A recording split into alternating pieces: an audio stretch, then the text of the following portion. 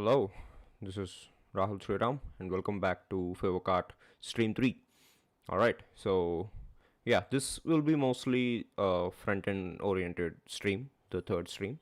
Okay, so I'm a final year student at JVPC CSC department, and FavorKart is an e commerce website that me and my team chose to build as a main project for our 8th semester. Alright, so I just wanted to uh, go live and build it. Okay, so for today's stream, before I come get into it, I'll be just giving you the block diagram and the overview of the previous two streams and what FavorKart is about. So FavorKart is a simple e-commerce website which doesn't have a home page and a search page where you search for products and you get recommendations and then you find vendors and all. It's a vendor specific website, so you should already know your vendor, and only then you can go to their static pages, which are like profile pages of them, and you can choose from the products of them. Right. So on the client we're using Next.js, and because I just liked file-based routing, and I need some incremental static regeneration and static site generation, and we're using React.js. The component library that I'm using is Chakra UI, and for state management I'm using Justin, but I'm not sure, maybe I'll be shifting to Valshio. And for data fetching we'll be using SWR. We'll also be using Suspense, React 18, use transition hooks, and a lot more new features. Alright, for animations I'm not sure if I'll be adding them, but I'll be using Framework version for that, and the front end app will be hosted on Vercel. Alright, so the backend is a Node.js API, Express API, and we're using MongoDB as a primary database that will be hosted on MongoDB Atlas, and we'll be using Mongoose as an ODM to create database schemas and also to interact with it. And this backend API will be hosted on Google Cloud using the Cloud Run, which needs Docker, so hence I'm involving Docker too. And I'll be having an API gateway over it, which will give us an API key, and that API key can be then used from the deployed Vercel platform, so that only this specific host that I own from the Vercel dashboard can be making requests to the server. And even if you know the server endpoints, you cannot make requests because you don't have the API key. Alright, and for authentication I'm using Firebase authentication, which also comes under the same Google Cloud Platform project that I'll be using for hosting the backend. And using hooks I'll be authenticating myself on the front end, but whatever request I make to the backend I'll be using middleware using the Firebase admin SDK on the Node.js backend, so that I'll be using the same dashboard of Firebase. For file storage, because this is an e-commerce platform, there will be many images that we need to store, and all of those will be again going to the same Firebase project in Google Cloud for Firebase storage. And from the front end I'll be using hooks. For payments I'll be using Razorpay, again via hooks. And as a secondary database I'm using FileStore for cart and wish list, and in the future maybe chat, so that they won't be stuck to a single browser if you're using local storage or anything like that. So I just wanted to have FileStore because they have an amazing free tier, and why not? Alright, so maybe I'll need some Firebase functions or Vercel API, Next.js API functions that I'll be deployed to Vercel functions, but I'm not sure if I'll need them. But I'll be using all the latest features like incremental static regeneration and on-demand incremental static regeneration, and also suspense and transitions and whatnot. Okay, so middleware of Next.js, and we'll be using so many features. So for today's stream, I'll be just giving you an overview of what the previous two streams have covered, and as I've mentioned, I'll be introducing some enums on the client and server, because as of now we're dealing with plain strings where we need to have some enums, and I'll have to change them. And I'll seed the database, MongoDB database, by using a seed script, and I'll be creating front-end pages and layouts, and most of them will be static pages, but I'll be also having some incremental static regeneration, some auth checking, middleware, and all of them. I'll be setting up SWR, suspense, and error boundaries, and I'll be creating a front-end REST service, a services folder where you can create the CRUD operations, so that there'll be like abstracted methods you can just use.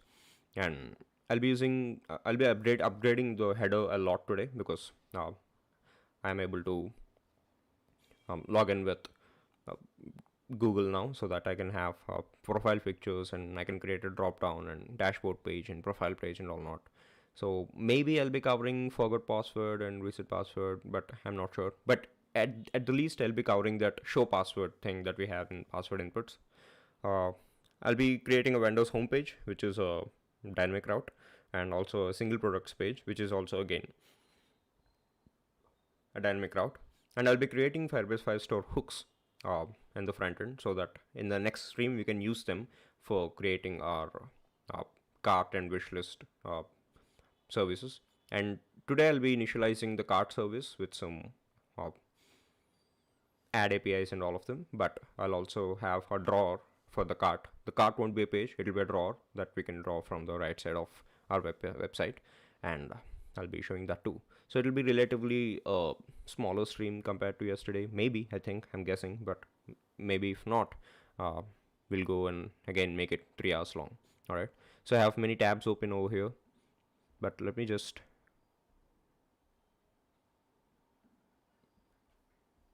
open the live streams chat so that I can check if anyone is commenting and all.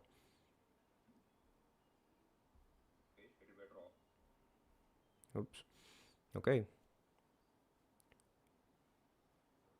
Okay, so someone asked me, are you going to complete project or just your portion in a group project?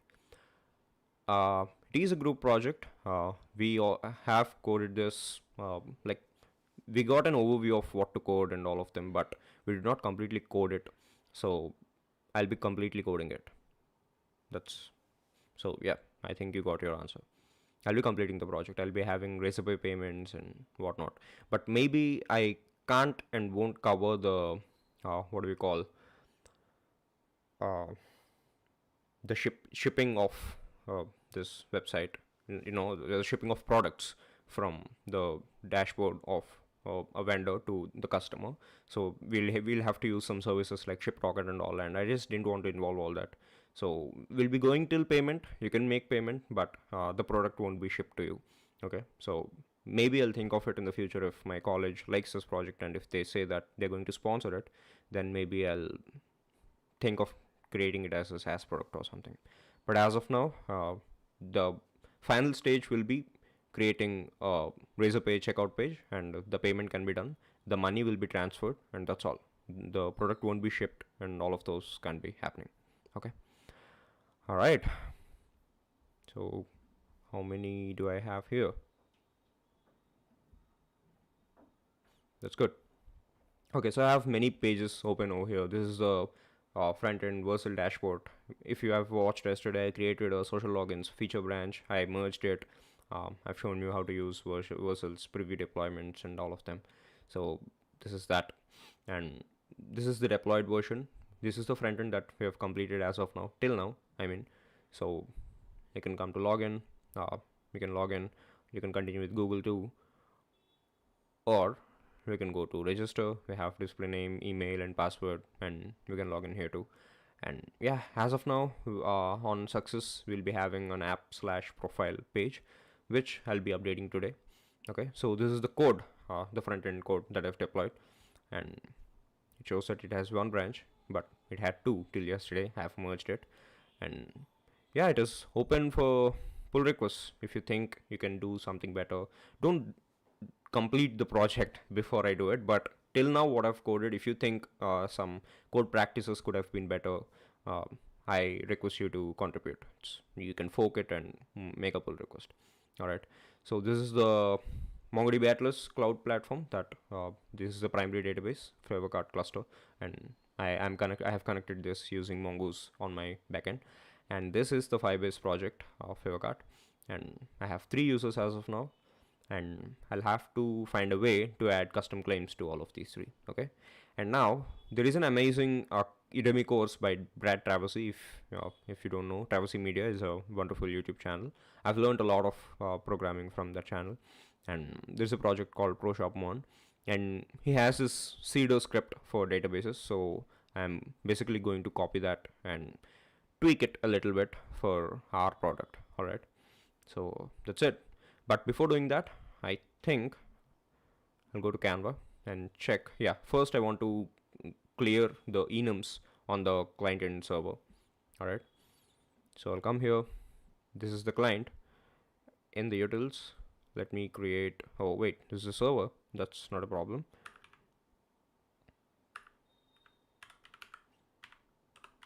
I'll create an enums.js file. Okay, and if anyone is having trouble with the color theme or font size, they can just tell me, it's fine. Okay, so we have const and roles equals to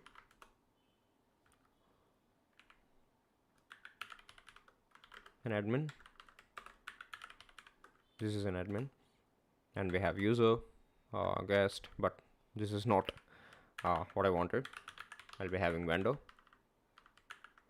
and I'll be having customer.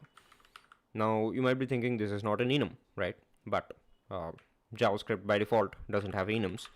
But what we can do is use this object as an enum, and since this is a constant, you cannot reassign any new object to this roles object, but you can change the individual properties of these, right? You can be like roles.admin equals to something else, like something else. And if you print roles.admin, it will be not printing admin, it will be printing FA. So that's not what we want, right? Hence, I'll be using object.freeze over here. All right, so that you can't even change the properties inside this roles. Okay, so I'm exporting this constant, and wherever I'm having that admin or whatever, so let me match based on the casing, and here I have admin. So I'll come here, I'll get my roles from the utils enums, and I'll have to have a .js extension because this is how it works in Node.js. And if it is equals to admin, you're good, right? Similarly, you have roles.vendor. Okay, so it's not a good plan to have hard-coded strings over here because you might be having a spelling mistake or something, and it's just going to be disastrous if you follow it. All right, so it's not at all a good plan. Now coming here, okay, I have roles.admin and roles.vendor. In the enum2, I think it's better if I just use the spread syntax,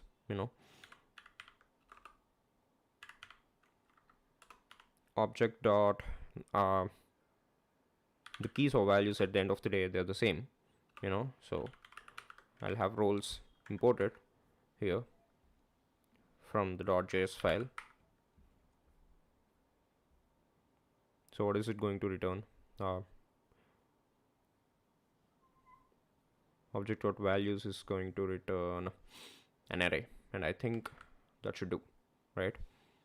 Okay, so that is fine. I've cleared that too, and let me check for vendor. Oh boy, controllers, I have a lot over here. So everywhere I'm using this hard-coded string called vendor, I'm going to clear the ending.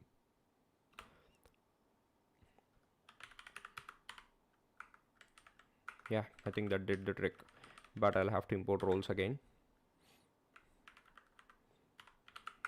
and .js, and I think that's fine, right? Okay, and where do we have here? We have this data.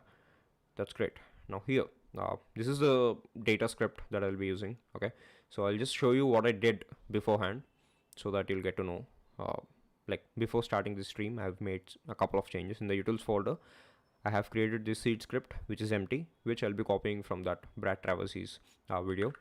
And in here, near the data, I have 3 users. One is my account, which is the admin account, and the Firebase UID. I've copied it from over here. You can come here, you can copy UID. You have that option, and I've copied and pasted it over here. All right. So yeah, these are the Firebase UIDs that I have of the 3 users that I have in here, and I've created some dummy products, but these are not the kind of products that I think will be existing in FavorKart. It'll be more like handmade products, small businesses and vendors. Those kind of uh, talents will be encouraged by FavorKart more than electronic items and all. Okay, so more of DIY, DIY products and all. Okay, so these key names like you see count underscore the snake case, count in stock, and average and all, these will be matching the models that we have in the product, the primary image or the ease approved, the count in stock, and all of these. So they should match because I'll be bulk inserting these into the database. All right, and I have 3 users, which roles customer, vendor, and admin. All right, okay, I think we're good there. Now, since we have an enum and we're doing it, let me come to the seed script and just copy the seed script that we have over here. Thank you GitHub for having that copy button recently. I think that made that update, and I'll paste it over here. All right, so okay, I have .env, and but do I need that? I don't think so.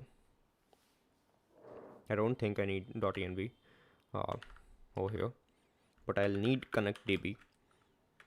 Okay, so connectdb is from utils,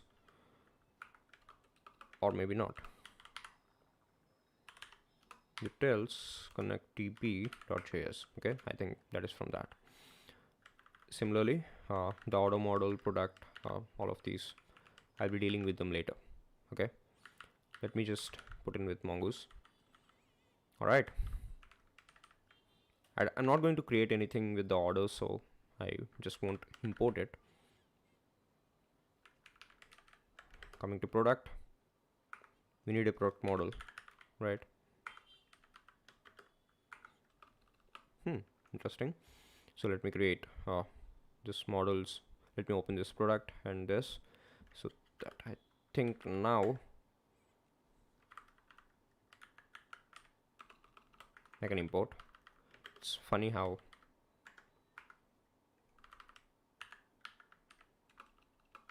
okay, now we have our both models, which I'll be using to okay, so I have where am I even gonna use mongoose? I don't think I'm gonna use them, Similarly, the users and products, I think I have them from okay, I have them right here, like from data.js. They're just 2 enums, 2 objects, so products and users. That's it, boom. So I'm just going to connect to MongoDB before running this script. So this will take the what do you call command line arguments from the npm script that I'm going to run for seed. And if you are having that -d command, then it will destroy, d for destroy, and if it is not, then it will just import it. All right, so what do we have here? First, before importing the data, I'm going to delete them, and I just like it the named function way, so I'll just do it that way. It's just an obsession of the choices. All right, before importing, I'm going to delete everything that exists in those models so that there'll be empty collections, there'll be no documents in them, and then I'll be creating users using the users. Okay, but do I need to change anything is what I need to check, because for users I have username, email, role, Firebase UID, and in the model of user I have username, email, role, and Firebase UID, and I think that's perfect. You don't need to do anything. That's good. Okay, coming to products, the admin user is the created users first user, but I need to check if that is admin user. Yeah, that is admin user.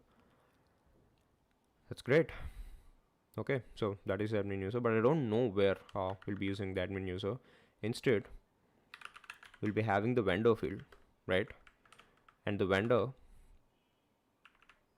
I think I'll just have that admin user, but instead of that admin user, I'll make him the vendor. Okay, so it will be the created user's second user, because first user is me, that is an admin role. I don't upload any products into FavorKart. Vendors will be uploading products. As of now, we only have one vendor, that is Mr. Elon Musk. So that will be created users hyphen of one, because that is the second element. Zero based indexing, pretty simple stuff. All right. So the vendor will be vendor dot underscore id. Oh wait, I think that already is the underscore id field, so I can just pass in vendor just like this, you know. So what do I have here?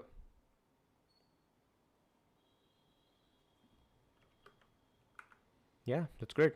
So I'm just going to map through these products, and I'm going to add them in here. Okay, so I can just omit that return and wrap these in these braces so that it will be returning an object. All right, so these are the sample products, and I'll be inserting them. I don't even need that sample products thing. If I'm just going to insert many just like that. All right, now I don't have these colors. I'll get rid of them.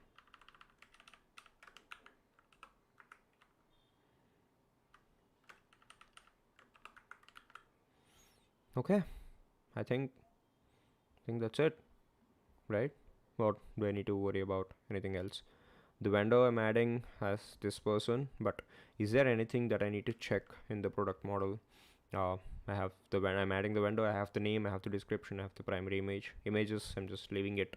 I'm adding the price, count in stock, is approved, and average rating, and the number of reviews too. So yeah, I think that's pretty much it. Okay, all right, so now let me go to the package.json file of this wonderful project over here, because they have a seed script, data import, and data destroy, and those are the scripts I need to install. You know, I'll come here, go to my package.json. Besides the scripts that I already have, I'll be adding these both. The data import is for the node backend. I don't think that is the. I think this is it. No, it's not in the backend folder. It's in the utils folder, and it's not seeder. It's seed. All right, it's good. So shall we check? Let me run yarn dev and check if I have. Yeah, I'm connected. That's good. I didn't have trouble like yesterday. And let me just check in the chat once. Nope, I don't have anything. Cool.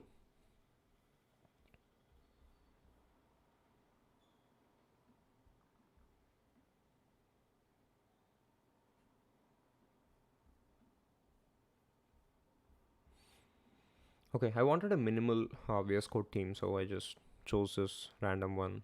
I'm not specific about this, but I just liked it, you know. So before doing that, I'll just stop this, and I'll run the data destroy thing. So I have data destroyed, obviously, but when I try data import, we'll see if this will work. And yeah, it didn't.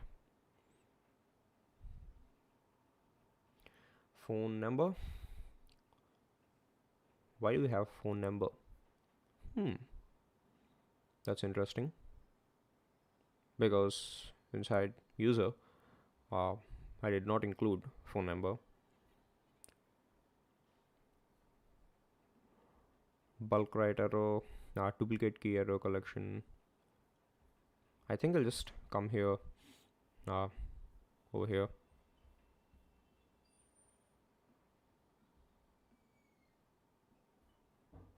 You know, and check if I have any data. Browse the collections. That is what I want to do. It's been so many years.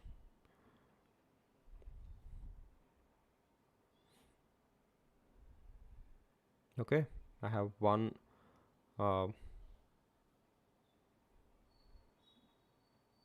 but why is it that Mongoose is still identifying that phone number field?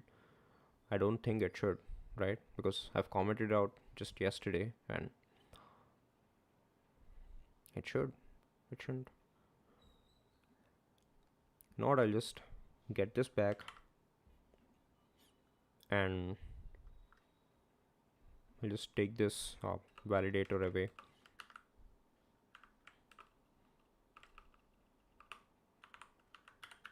I'll have it false. I mean, like this. I should have done this yesterday instead of commenting it, you know. Okay, so let me run data destroy because I don't want to uh, have anything. But then let me run this, and again, are you serious? I don't need the phone number to be unique. Okay, let me just destroy, and I think it'll sync if I run the dev script. You know, like, I think it will now. And now if I run this, nope, still have it. Oh boy. All right. So, okay, at the end of today, I can't do that. So let me come here, take in a phone number.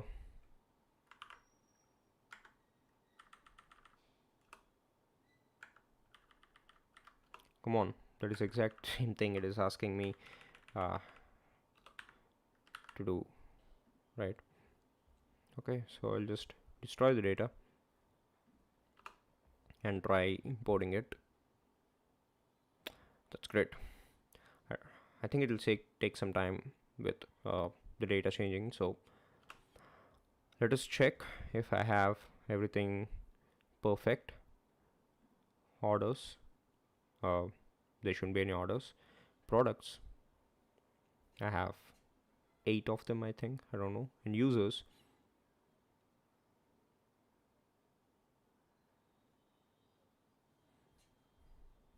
I have 3 users. It's great.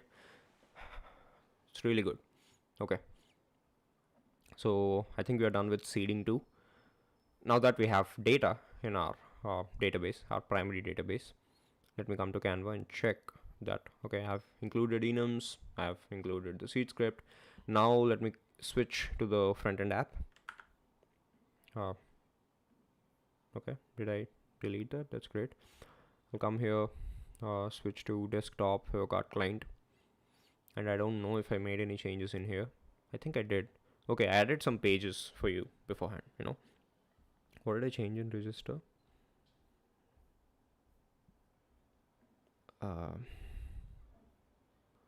I don't see any changes. That's fine. It's okay. I've created 4 new pages for you people beforehand. The dashboard, payment, place order, and shipping.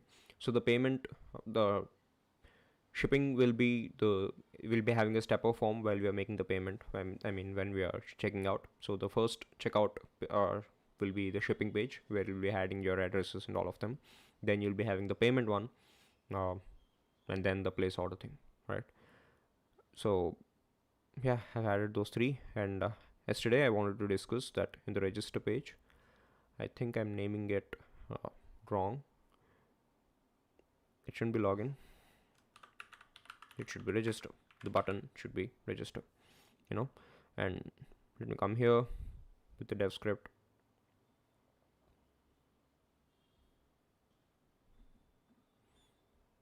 And since I think I don't need ProShopMon anymore, I'll run my local host. Okay, that's great. So login page, we have the login button. Register page, we have the register button. Twitter auth, I couldn't figure out. I didn't have so much time. Because I'm an intern too. I'm working somewhere, so I had to work for them too. I can't just keep concentrating on my college project alone. All right. So maybe I'll check with Twitter auth later. We have Google authentication as of now. Okay. All right, that's good. So the login page. What do I want to discuss? I'm just blacking out today a lot. Enums, yeah, boy. Enums.js. We'll just export them.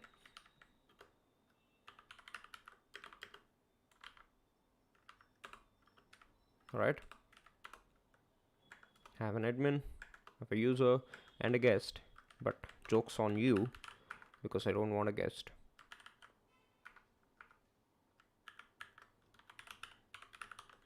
All I want is a customer.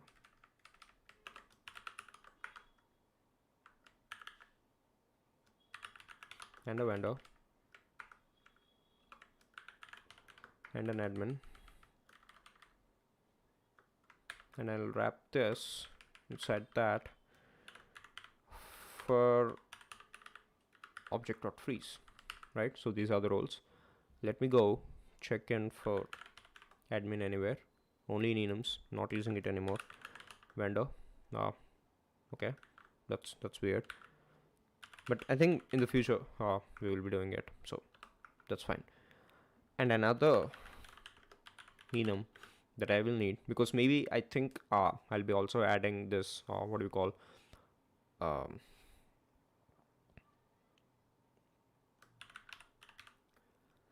both providers will be having Google and Twitter. Yeah, I'll be adding Facebook too. So let me just have Facebook as of now over there. Okay, and wherever I have Google, like the uppercase Google, I have it in use auth over here. So instead of plain old Google over there, I'll have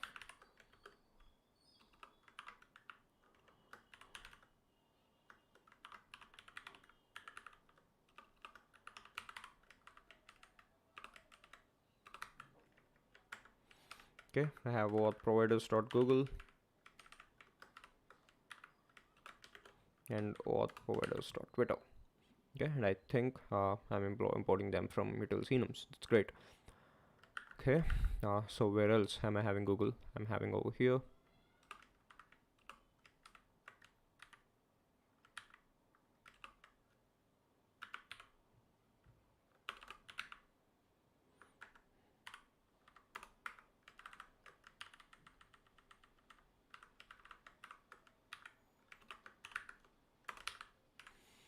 Okay, so I have all providers.twitter there, and I think I'm importing them right. It's great. In the register page, that is Google for you, and I'll have to import auth providers, and that's Twitter for you, and I'm importing them. It's great. So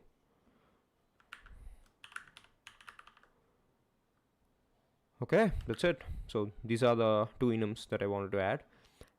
And before that, let me come to the page that I wanted to discuss. So the app page will be very specific to the app orientation. I mean, the user who is logged in. It will be very specific to the user who is logged in.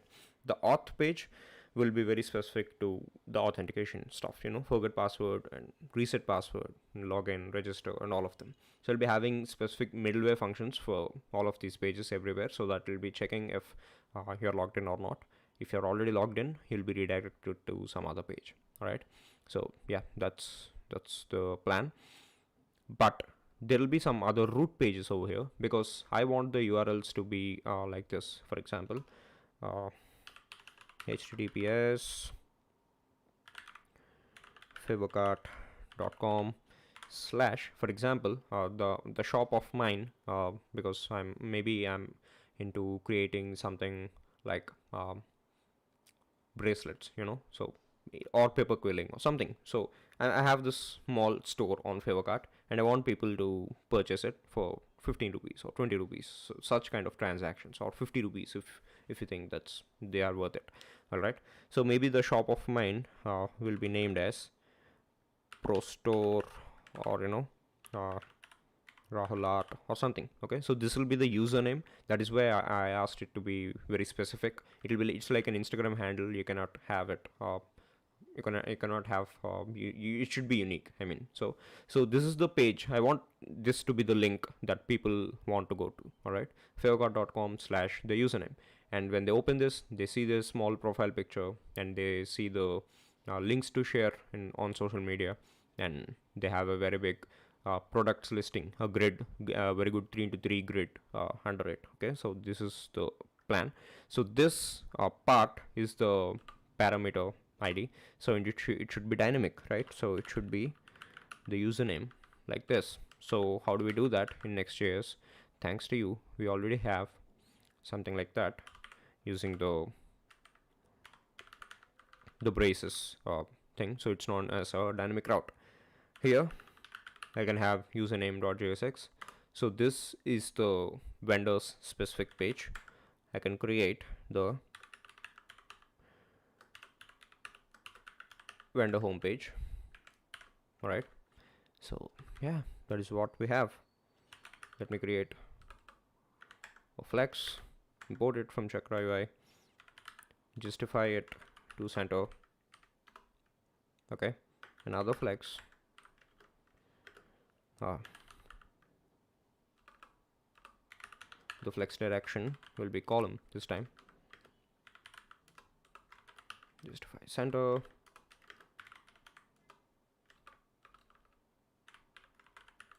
Line center. Okay, and in here I'll have the image. Okay, so the image will be the vendor's image.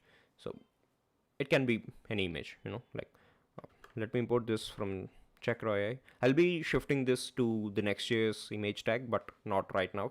So yeah, the source will be, I think, a fake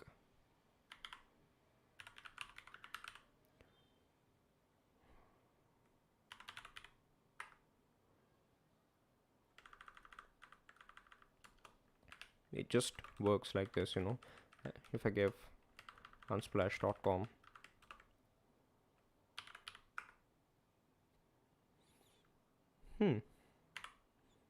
no, that's not I wanted. Yeah, I want a random thing with an alt attribute, and of course images are self-closing tags, and below them I'll have a heading. I'll import that, and I'll have the name of the vendor over here. So maybe the name of the vendor is this, because I'm just hard coding it as of now, but I'll be shifting it. The experimental space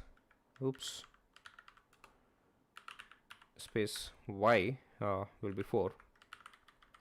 Okay, so let me check this username thing. Okay, so how do I get the username of what I'm typing over there? So how do I get that? I'll come here. I'll use the use. We'll get the router. We have the use router from Next.js, and router.query will have the username, and I can just display it over there. Okay, that's it. So by default this will be what do we call them as static pages, because we are not having any use effect or anything. So Vercel will deploy these as static pages by default, but you don't need to do that. Okay, let me check with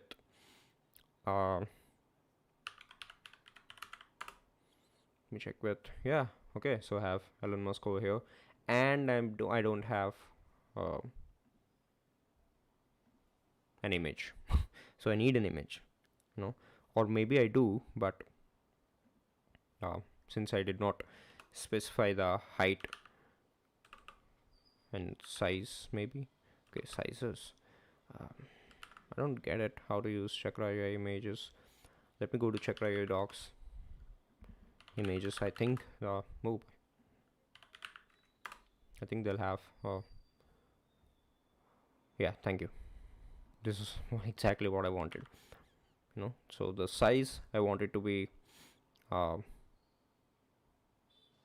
box size of 150 pixels, and the object fit to be cover. Okay, that's Dan Abravom. If you don't know who he is, he's the creator of Redux, and he works with Meta now as a co-member of React. All right. So we have border radius too. Do we have border radius? I don't know if we do, but let's see. What is it over here? Yeah, I have Dan Abrahm over here. It's telling that his name is Elon Musk, but it doesn't, right? Okay. Now this is the normal page that I have. This will be the vendor's homepage, and here I'll be having their social media links and something to share this static page on your social media. I'll be using something called React Share for that, and here I'll be having a 3 into 3 grid of the posts. Okay, so normally using use effect, you can make in a fetch request and get all the data that you want to, because you have 8 products as of now in your MongoDB database, right? But Next.js introduces us with some concepts like get static paths and get static props and all of them. So maybe we can use that, right? So before that, let me go on with get static props. So I'll make a fetch request to where is it that I have this http 127.0.0.1:411, because this is where I'll be having that.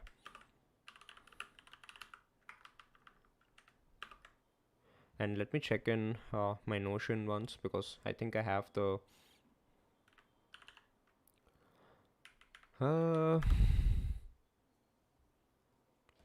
okay, you can come here, vendor routes, vendors/username. Okay, so that is it. Slash, not anapromorph, get static props. I'll deal with the get static paths right now, but get static props have this params object over here, and I can params.username, right? Because that is the name that we are providing here, username, and that is the thing that you can extract from router.query over here, and that is the same thing that you can extract from params.username. If you're naming this something as name, this should be name, and even this should be name. All right, so yeah, the vendor is going to be converted into that. We'll be returning something. The props will be having the vendor. I think that's it, but is this a product route? This is the vendor route. I want the products route. Okay, I don't just okay, I need the data of the vendor, but I think I already have the data of the vendor in my Firebase, right? Because I have it in the local state. I already have it linked to the Firebase auth from using my hooks. So I don't need the vendors API. I need the products API. Okay, so I'll come here. I'll change that to products, and the vendor equals to this. Okay, so it's a query param. Okay, but I don't know if this is how I implemented the API. So let me check. I'll come here, open API, not open API, but open the API. Get into routes, go to products, and check for the non-authenticated route that we have. That is this. On the slash, we have get all products by vendor, and what am I doing that over here? Okay, query.vendor, that's great. Okay, I'm checking for a vendor in the query, so that's fine. I think we did it right. Let me just maximize this and keep running the dev script, because I want the API to be running, right? And Yeah, this is the other one. This is the front end app. Okay, and what else? Params.username. I have the vendor over here, and I can get in the vendor from here, and not the vendor, sorry, the products.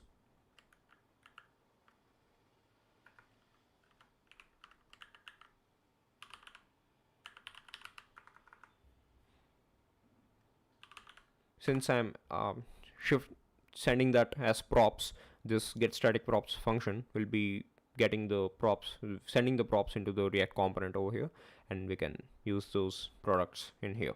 Okay, so beneath the heading I'll have a grid. Okay, or maybe, you know what, a simple grid. Simple grid is from Chakra.io again. So I have columns. I'll have them 3. Gap, is it gap? I don't remember. We'll have it 5. All right, I'm having a map. That'll be a flex. The key. Let us go on. Let us see what GitHub Copilot is going to give us over here. Padding 5. What do I want? You don't need to do that. Just give me what I want.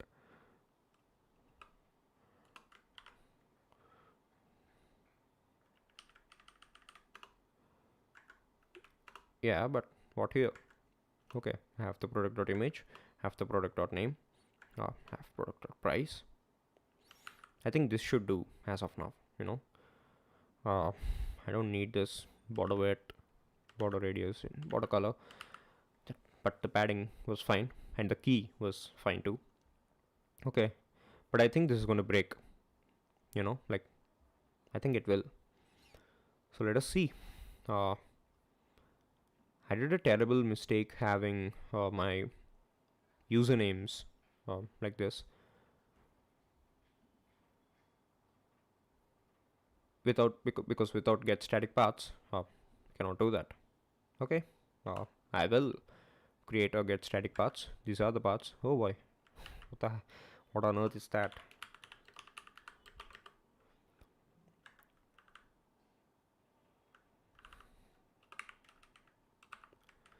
So how many vendors do I have? I think I made that get all vendors route. What do we call that?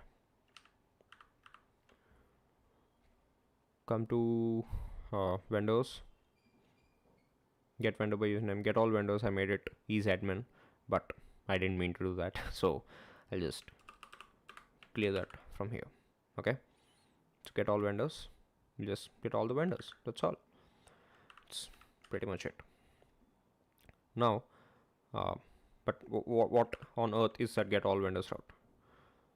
You just need to go to that over there, and you shouldn't send in this thing, so you'll get all the vendors over here. This will be the vendors, though the paths will be the params. Username will be vendor.username, and I'm going to close the params and these 3, and I'm going to return the paths. Fallback will be false as of now, but not in the future.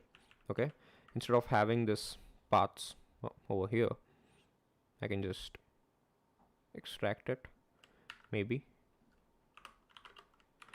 and place it here.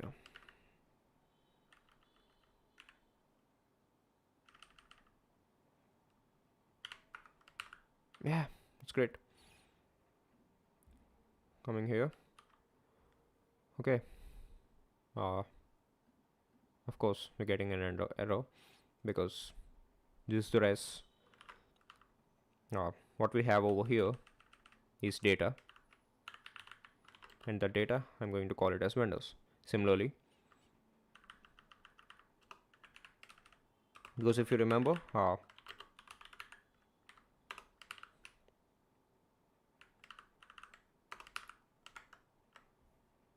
it's not going to show like that, right?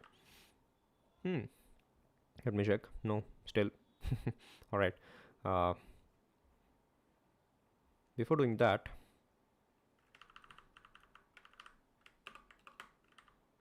I'll just check what the data is. Come here. uh, do I have anything?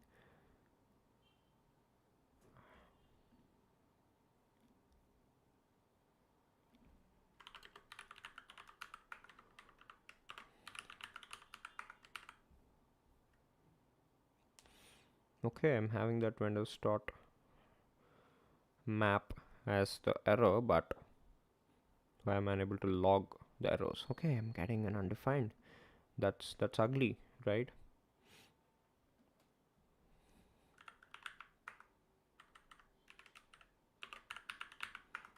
Let me just do that.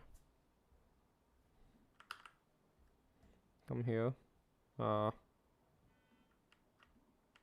Go run this again. Come here. Of course windows are not found, but do I have not found API slash windows? And why is that? Localhost 401 API slash windows. That is what I wanted.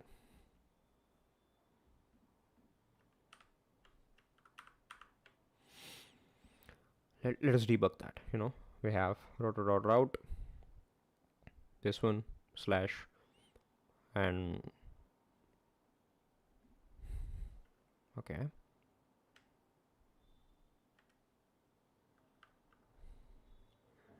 I have get all windows, and this windows.routes is going into the index.json. Oh boy, what is wrong with you? Why didn't I use? You know what? That is so dumb of me. Why haven't anyone told that to me till now? Should have. It's not. Okay, yeah, that's beautiful. That is beautiful. Now, let me shift to this VS Code and save it. And do I have anything here?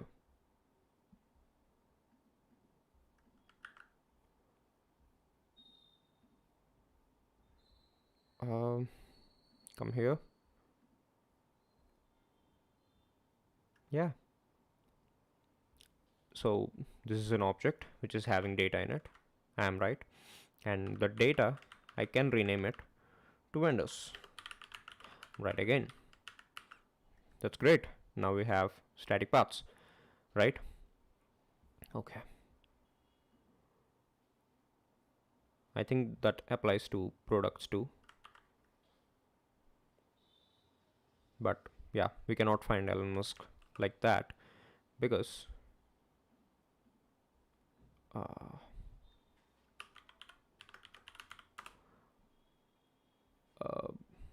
you know what? I'll just go to the username field that we have in here.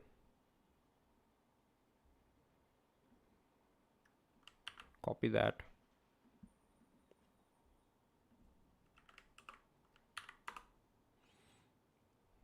Okay.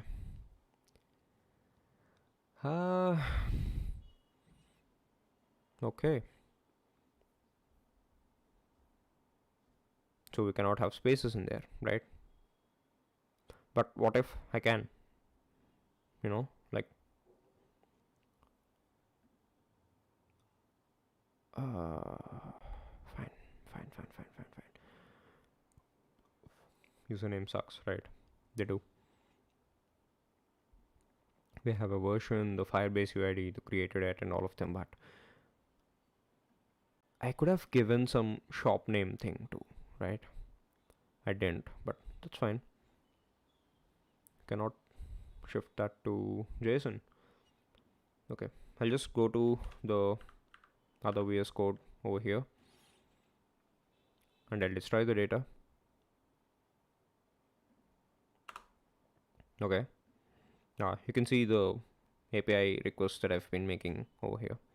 Okay, I'll go to the seed data over here, and instead of these weird names,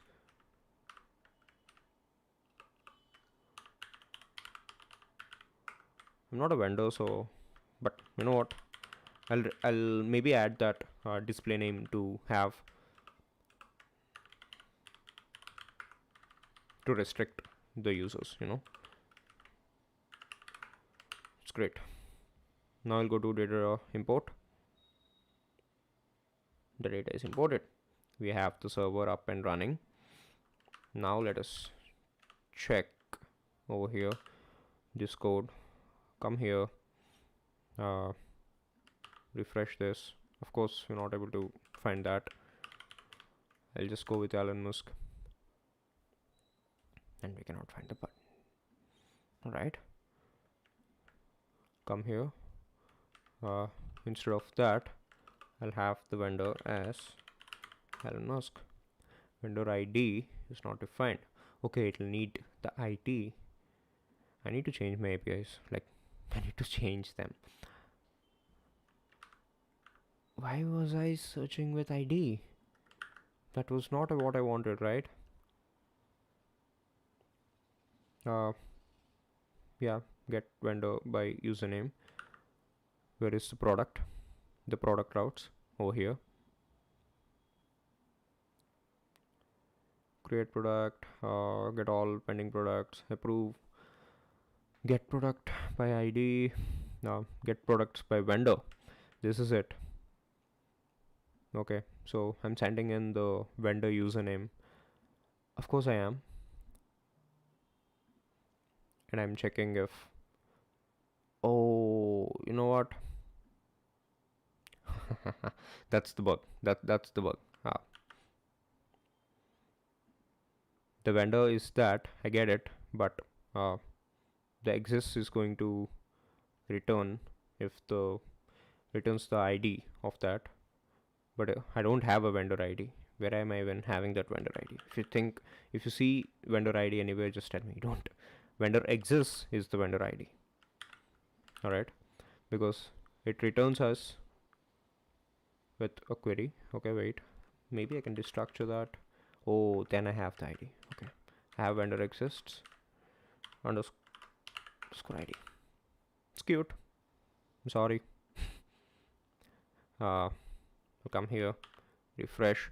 Oh boy, there you go. Now here, that is it. We have the data. But again,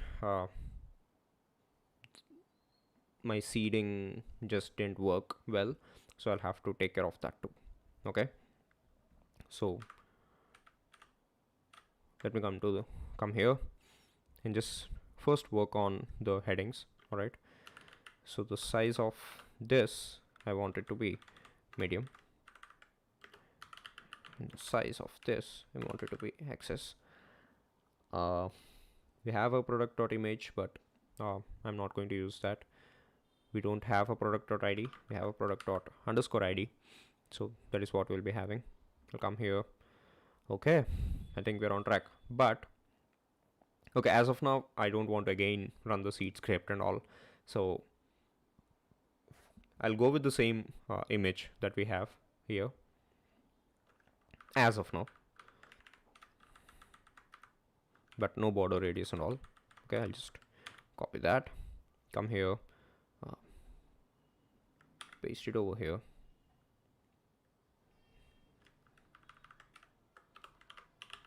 Alt will be product.name. That will be the image. No box, yeah, box size, but no border radius, right? So let us say these are the products. Okay, I don't want this to, no. Yeah, that's good. Okay, I have 9 products, so this is how it's going to look. Maybe I'll have the that thing below here, but this is at most how we're going to have it look. And I think I have a number of lines over here, and I'll make it 1.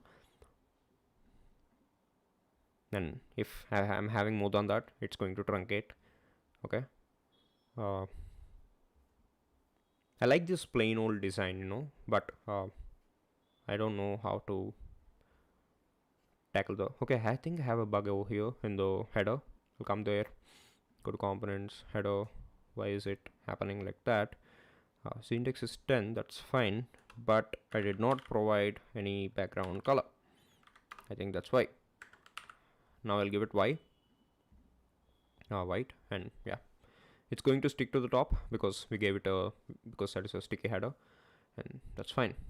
This is Dan Abramov, but we're having Elon Musk over here, but that's fine, Okay, cool. What else do we have? I'll deal with that later. So this is the static page that we're going to have, Now this page will also be having these products, right? It will be having these products, the product name, the product price over here, but I think all the prices are 0 as of now. I'll add that over there, but based on the currency, I'll be shifting that. Mostly it will be an Indian rupee, so I don't know if I can find an Indian rupee in my keyboard because this is an American keyboard that I'm using, Keychron version 2, so I don't know. That's fine. Let me go to text, get text. I'll have the product dot description over here. Okay, it's a good practice to have nullish coalescing operators out there, because maybe this is not a typed thing that we are using, right? It's not TypeScript, so we don't know if we are having something, an object, property called name or not, so you can't take risks. Oh boy, that's huge. Again, I don't want to have all of it. I think I don't even want to have a description over here. It's just very misleading. I'll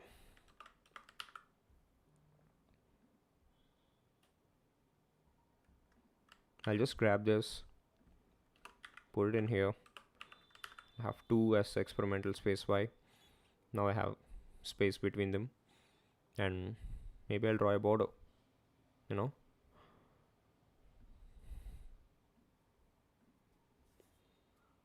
Okay. Border is going to be 1 pixel solid. You know what? I'll have it some shadow. Okay, I'll make it small, but on hover. Okay, on hover, I don't want the box shadow, but I want a border.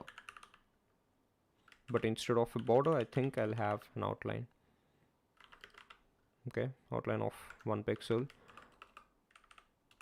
and outline color I'll have primary. I don't know if that'll work, but let us see.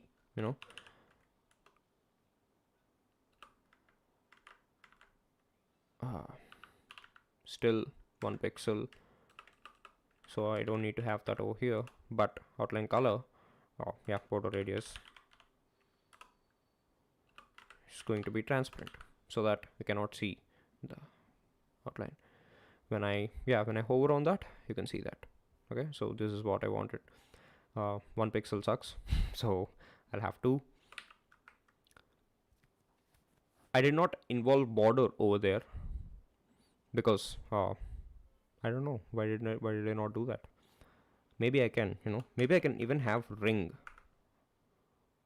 like ring equals to 2 pixels solid. That looks good too. Or maybe I can have border.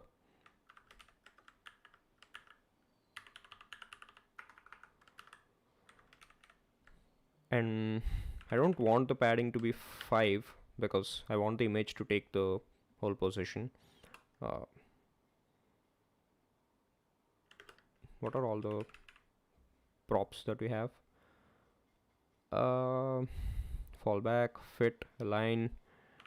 What do we have under align? We have center. We have fit. For fit, we have contain, cover. I'll take a cover. That's great. Now we want the heading and the price and the visit, or the ratings, all of these in another flex box. The flex direction is column again, but the justify will be towards the left. Okay, that's great. Is it justify or align? I don't remember. But the padding here will be 5. Oh yeah, that's good. So here I have it. I have a very minor shadow over there. Maybe I can make it medium. Okay.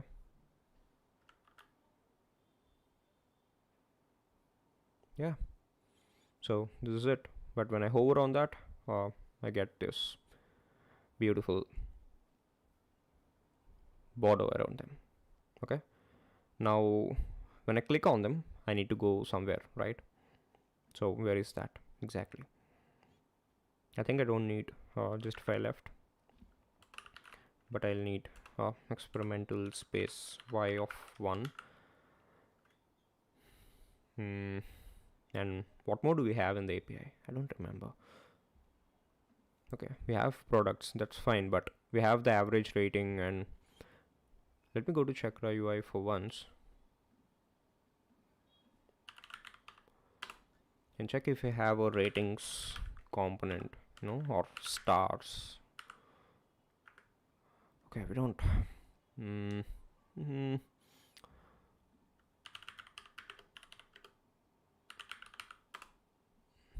Chakra UI rating.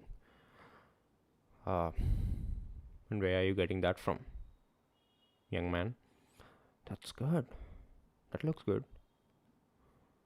But how did he make that? Oh, he just created a rating icon and he colored it. That looks good, but I'm not going to use it because okay.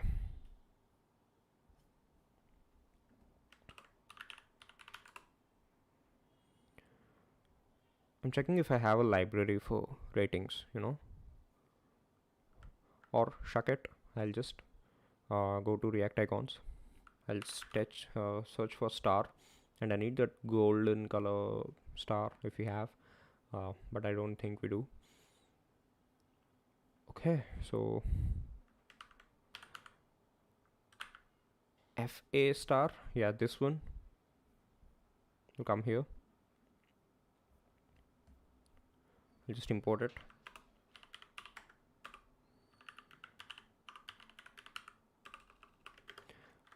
React icons slash FA star.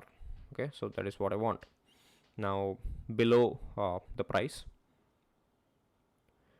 I think the price need not be a text, I mean a heading, but we'll see. Okay, no, I don't want that. What else do I want here?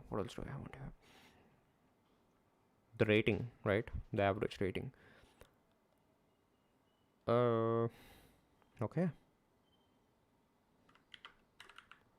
I'll have the FS star over there.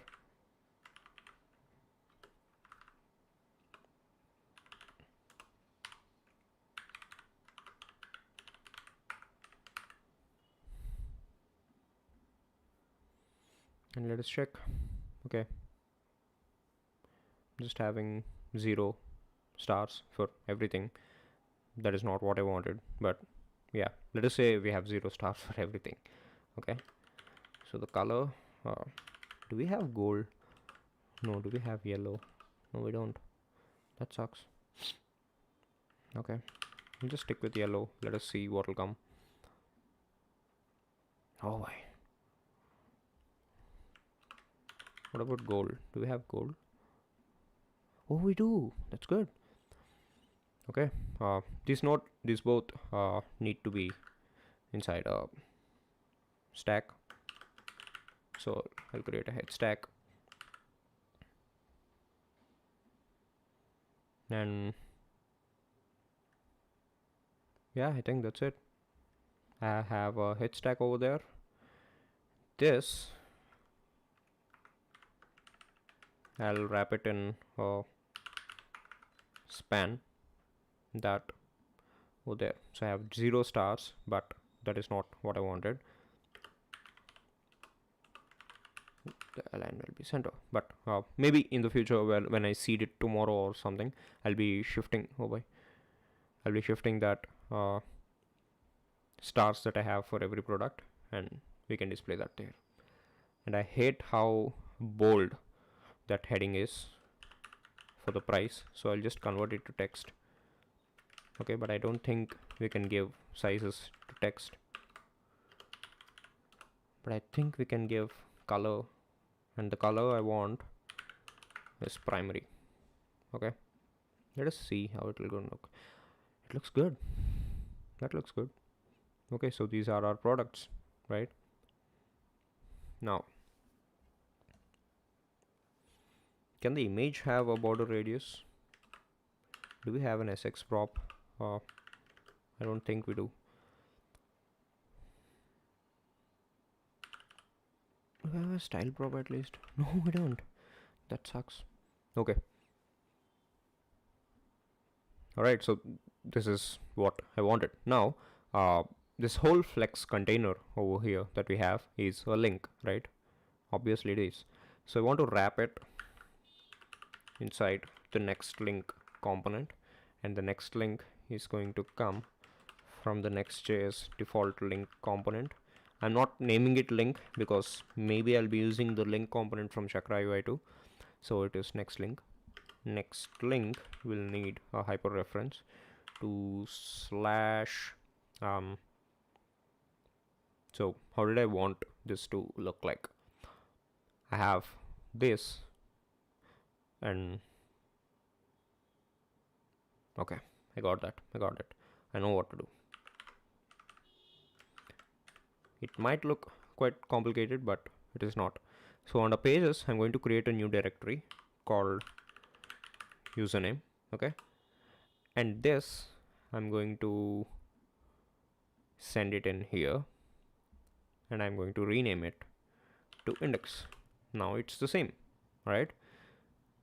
But I'm having an error here because I want it to go. Now where do I want it to go? Alright, I think we do have the username, right? So I'm displaying it over there. So I can come here, call it the username slash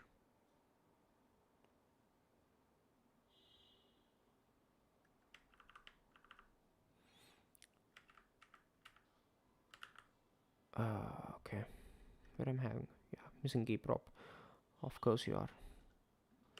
Cut it. Oh boy, paste it in here.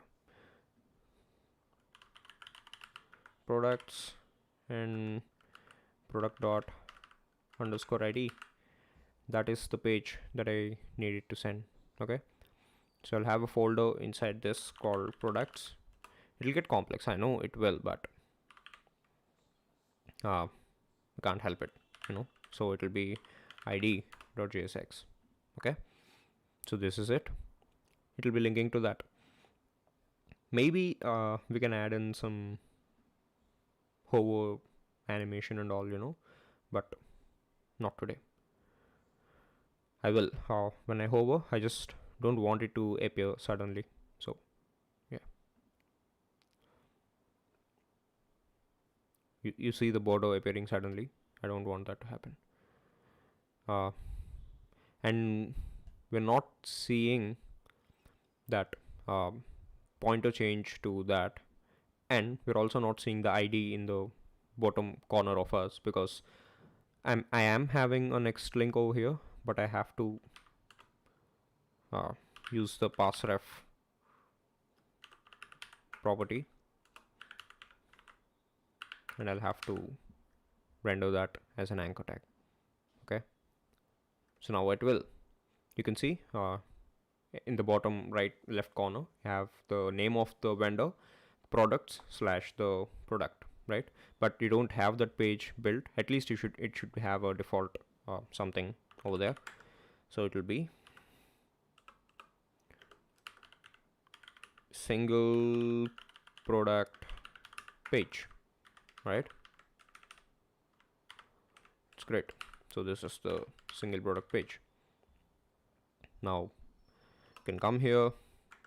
You don't need to call this router, you can call this ID because that is what you named, as I told you.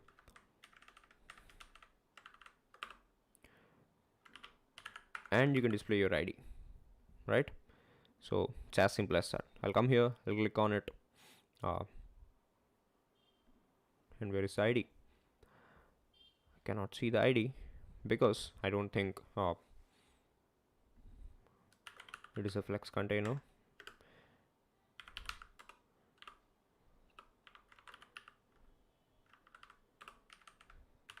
Justify it to center.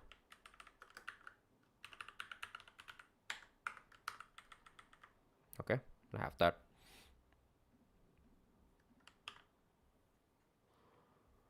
Yet I don't see that. It's surprising, but that's fine. Okay, I see why that is happening, because I have a dynamic route and I'm not building the static things over here. So I have get static paths. Can I get all the products? I don't think I can. Again, I'll have to change the API for that. Okay, why not? I love changing the API. I'll come here. Is there any path where I can get like all the products that I have on the website, or at least all the products by the vendor? Yeah, we do. So I don't need to change anything. I'll come here.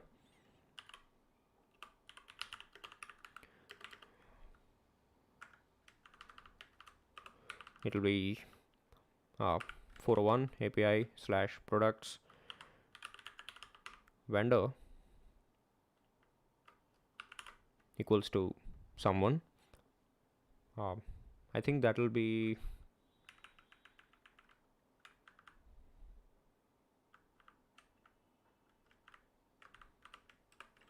no. I see why we didn't get that ID over there, because I was so dumb.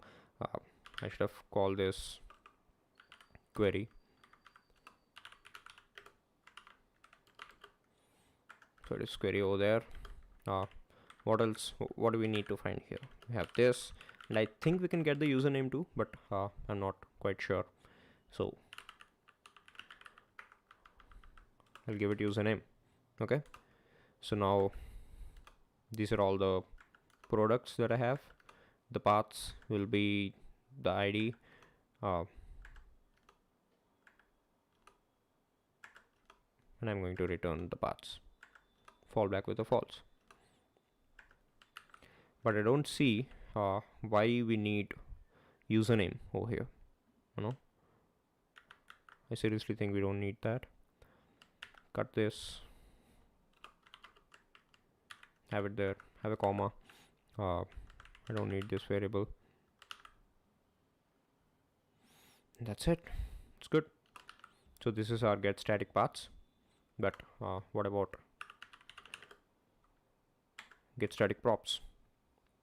So I'm going to fetch the API / products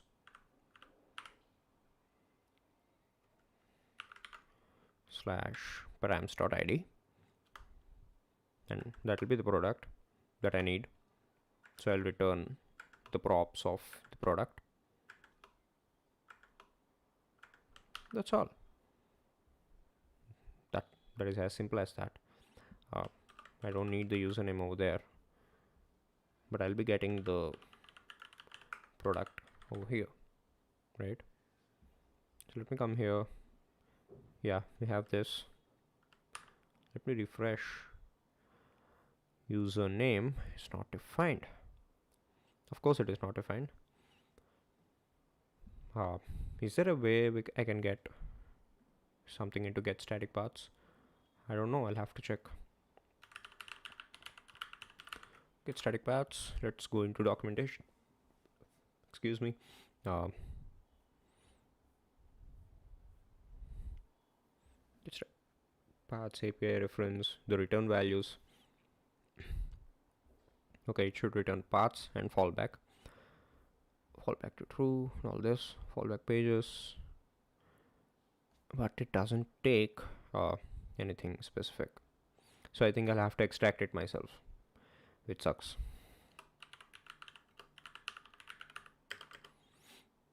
uh, how do you even get the username? You know what, I'll just, since we have the single person as of now over here, come here, refresh it. Username was not provided as a string. Okay.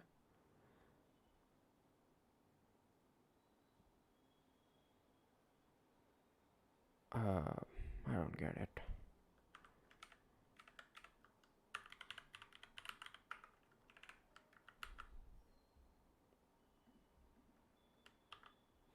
Let me rerun that. Required parameter was not provided as a string and get static paths for product slash ID. Oh, should I? I should do that. That. Oh boy. Username slash product slash ID.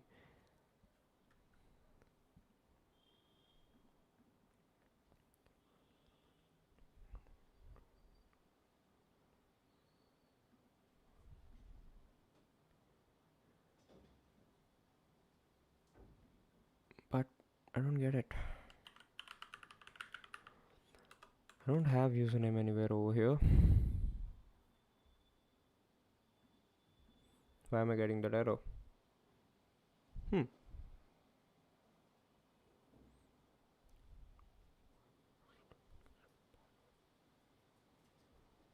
Because I don't need that, bro.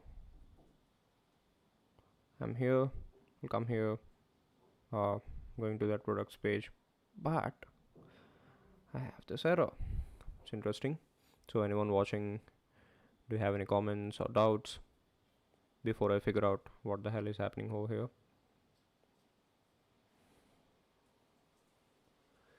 It's drizzling by out there. It's great.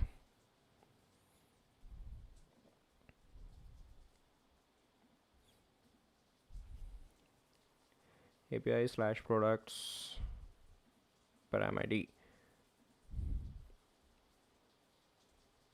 Okay, you know what? I'll just copy this. Come here. Paste it over here. And yeah, I think I got the data. You know, like the data part is not the problem. But this here is a problem. So I'll come here. Nested down my routes. Two levels nested. So can I do that?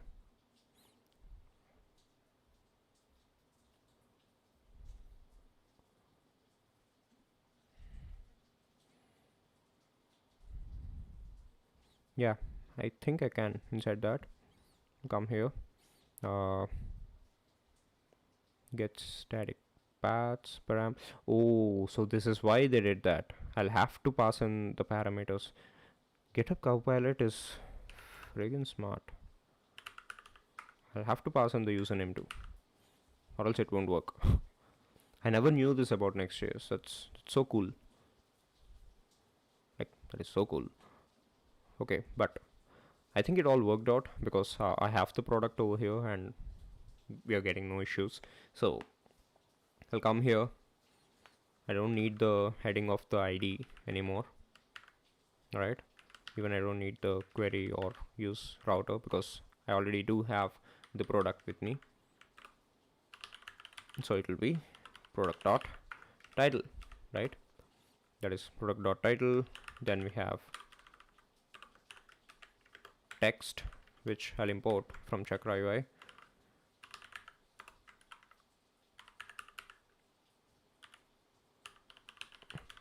We have product dot description.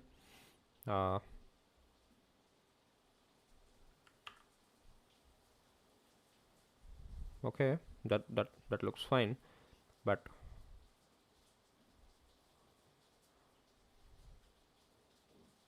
maybe it is not title. Maybe it is name.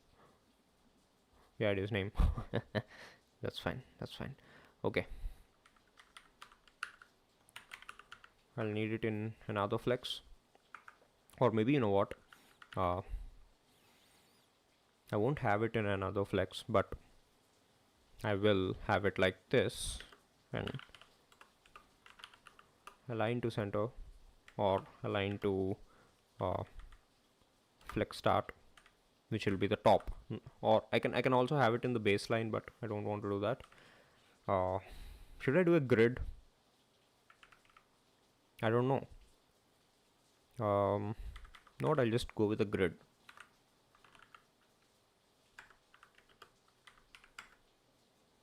Okay, so let me go to Chakra docs for grid. I don't remember how we do that.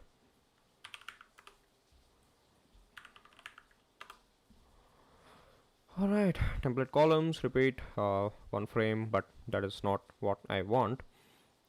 No, I don't want it. Okay, this is quite confusing.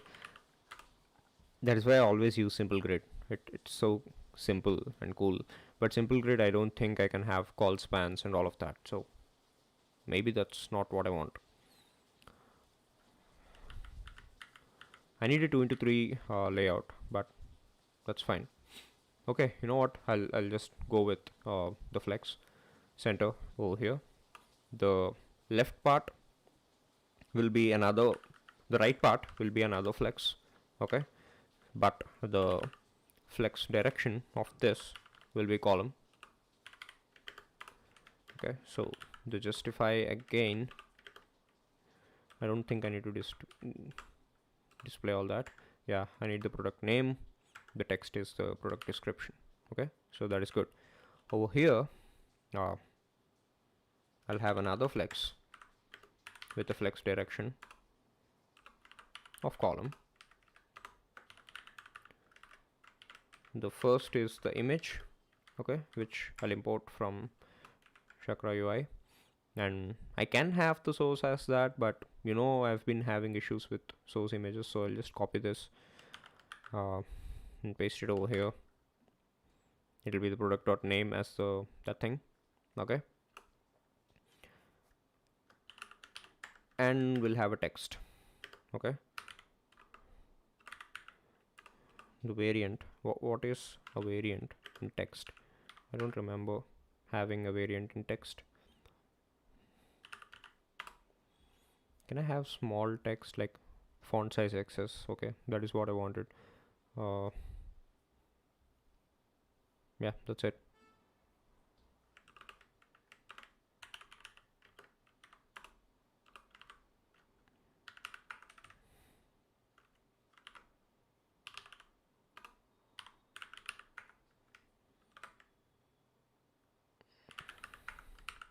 Okay, I think this should do.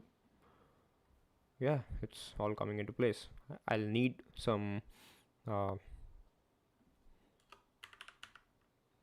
box size of 300 pixels over there, and this flex will need experimental space X of 10, and I don't want the justify to be center. I want them to be space between, because I need space between them, you know.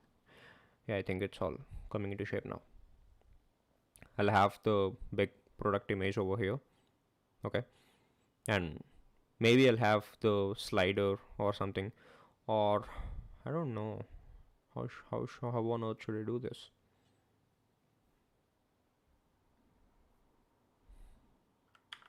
Copy that, come here, paste it. It'll be 2. This will be Y directions thing.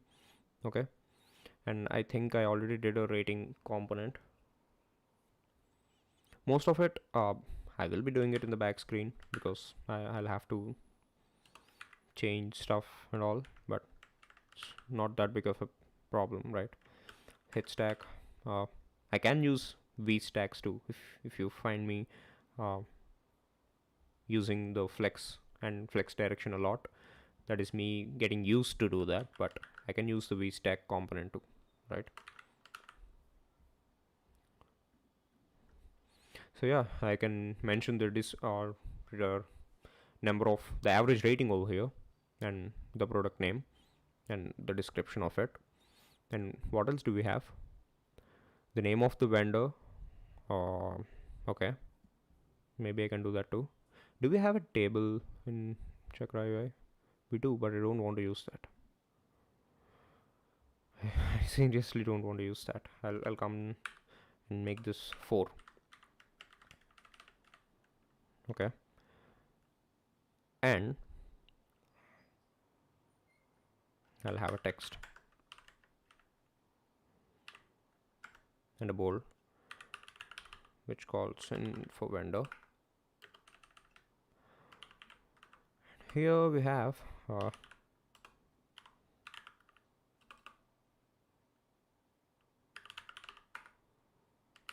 but I think that'll return a ID for us. Yeah, because the at the end of the day those are object IDs. We don't want IDs. So how shall we do that? Am I getting the vendor name back from the database? No, I'm not. So maybe I can use the router now and take in the query from there.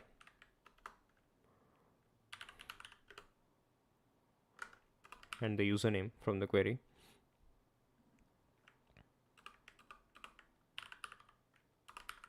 I don't know if this will work, but I'll have to check. Yeah, it does. That's great. Since even this is a dynamic portion of the link, it is going to fetch that from here. And I can make this a link so that it will go back to that. Okay. So how do I make that a link? I'll wrap it with next link. The hyperreference will be to slash username. That's it. But what the hell is a next link, right? So next link, again, I'll have to take it from here. I'm glad I had a seeded database, else it would have been way worse. Okay, now I can come here and I can come to the home page. All right, so now I can go to a different product. This is this. I can have the ratings over here. Maybe I'll shift this layout. I don't like it so much, but I don't know. Do I have a width property in here instead of flexes and all of that? If I do have a width property, I think I can do it. Let me just check that, Yeah, I do. That's great. Oh boy. 1/3, is that possible? No. I'm just checking for ratios. All I have are these, but I want ratios. I think I'll have to use a grid for that. Like I have to. So I'll just convert this into a grid, which I'll get from Chakra UI.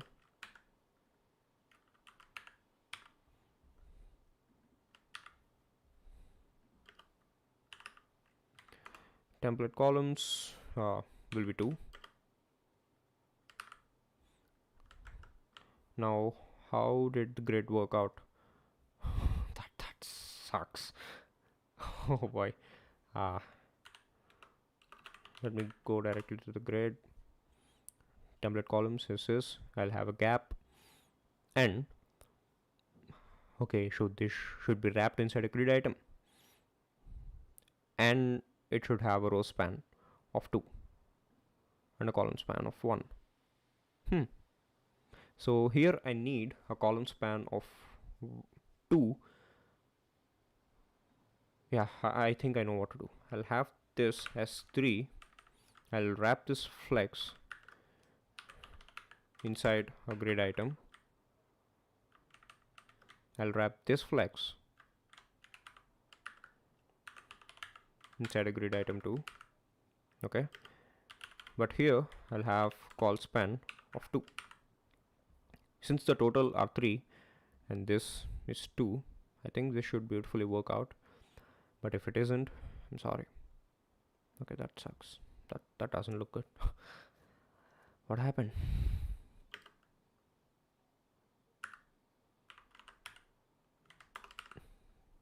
Why do it doesn't need a width full? No, you don't.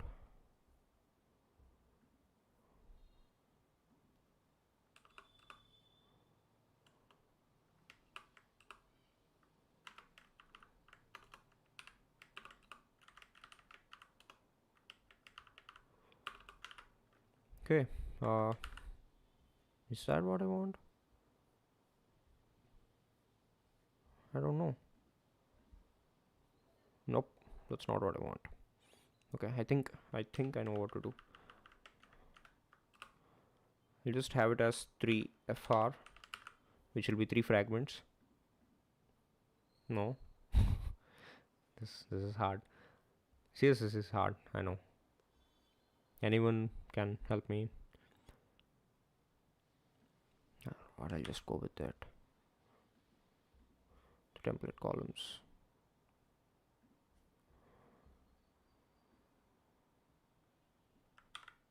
I'll need 3 over there. Was that gap that I have? I think I'll have a 5. Yeah, thank you. Oh boy, thank you, thank you. That's good. That is good. Now for the text below the image, which is this. I have a text align of center.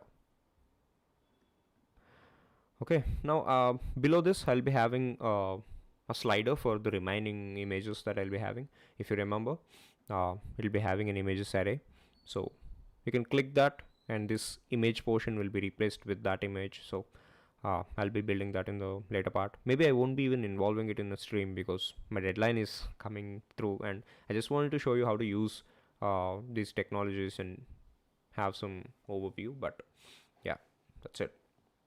Okay, now what more do we have? I'll have a hard button to add to wish list, and I'll also have another button to add to cart. Okay, uh, how do I do that? Let me come to buttons and check if we have icon buttons anywhere. Yes, we do. That's great. We just need to add this right icon thing and all that. But where do I add the buttons? I think I'll add the buttons just here, over here and over here. That is, I can just wrap this because I don't need it. Below this head stack, I'll need another head stack.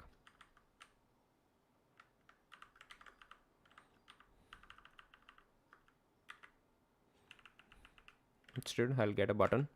Okay, the right icon will be a heart icon, which I'll be getting from React icons.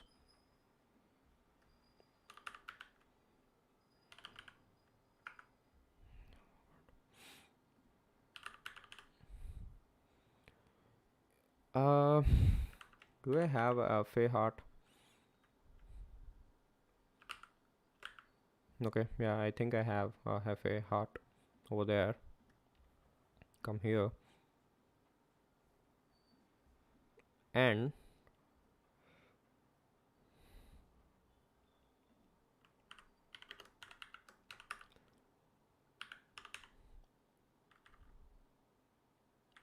FA regular heart, FA heart.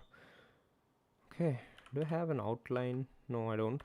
I'll just go with that FA reg heart thing and I'll just check what that is. So the color scheme will be red, of course. The variant will be ghost. The size is going to be large, not colors, but wish list. Add to wish list. Okay, I'll have another button just below that, and for this I'll have a cart icon.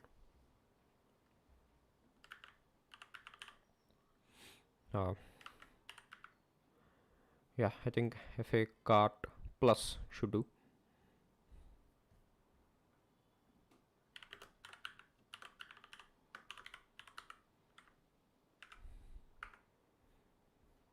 All right, FavorKart plus, add to cart, and the color scheme by default it'll be green because that is the default color scheme, right? So yeah, that's it. Let us check what we have there. We have add to wish list, we have add to cart, and what if I click on these both now? Nothing is going to happen, obviously. But here, if you are logged in, we'll be seeing a cart thing, or else we won't. Okay. Now, what is that one thing that I wanted to do? Maybe I don't want it to be like that. The color, I'll have it red. No, not that. Sorry. The color, I'll have it red. But the color scheme, uh, maybe I'll make it Twitter. I want it light colored, which looks disastrous.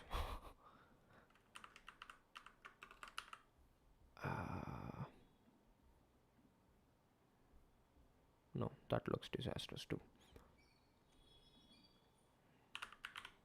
Teal, can we go with teal? Teal looks very similar to green, so I won't. Suggest any good colors. Why am I so bad at this? Oh boy.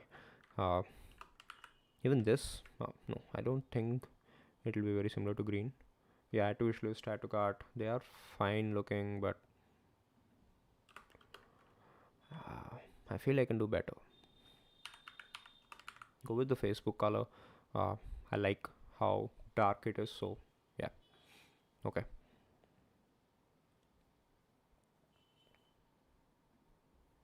Even the vendor, I think on hover, it's good to have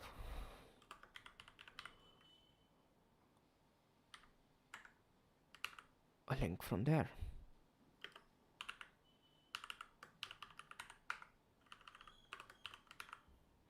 No, because I think that'll just add that underscore thing. You can come to another product, you can add to wish list, you can add to cart. These look good. Okay. So what else is remaining? We have the vendor, we have the average rating, we have the primary image. I will add the images thing later. Do we have the price? I did not involve the price. That's bad. Okay. Just above the vendor, I'll have the price. I think I'll just do it like this text, right? But instead of having a next link over there,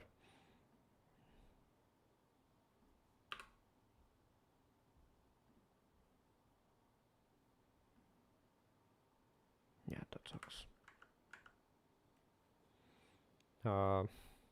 Yeah, I'll have product.price and price, and I want the font size to be a little larger than normal, so have it medium, which is I think greater than the base thing, right? No. Okay, so $5.99 is the price. I'll have that over there. Okay, what else? And I'm done with description, name, vendor, primary image, images I'll be adding later, price. Okay, yeah, the count in stock obviously is approved is true, and because is approved is true, only is approved true things will be returned. If it is still to be approved by the front end, I mean the admin, of course they won't be returned in the dashboard. The number of reviews, I just needed this to loop through that, but I specifically don't need it. I don't even need these both, but it's fine. I'll add the count in stock, and I think we can stop it there. Again, I'll come here in stock.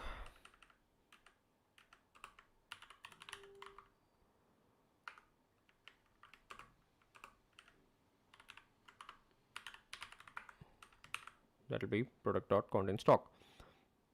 Okay, so let us check if we have $10. No, I don't want it to be like this, but I think I can do a little bit of no, like, yeah, if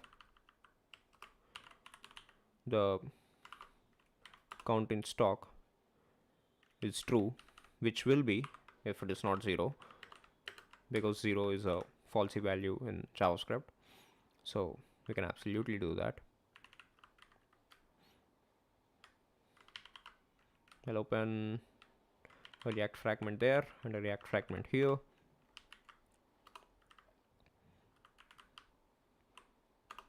Here, I'll cut.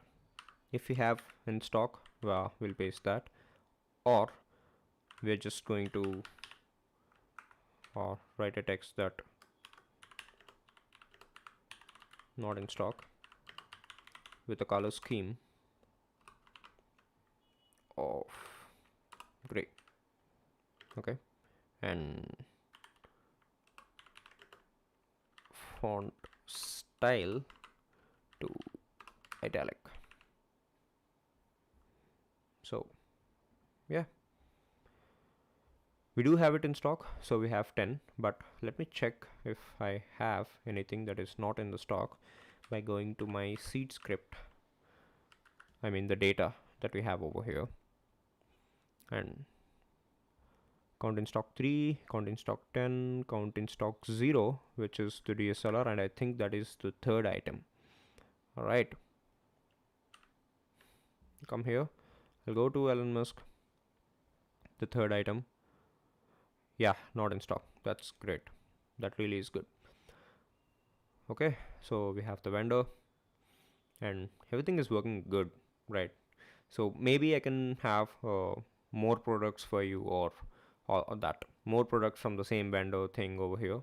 So I can do that too. And maybe I can make this 5-part grid, make this 2-part layout, and have a 3 over here. Maybe we'll do that right now, like, why not? The call span will be, the call span will be 3, and I'll copy the call span, and I'll paste it over here. The call span will be 2 over here, and this will be a 5-part grid. I think it will be spread more evenly like that, the gap and all. Yeah, that looks pretty to me, but you never know, and I think I messed this up. That's fine.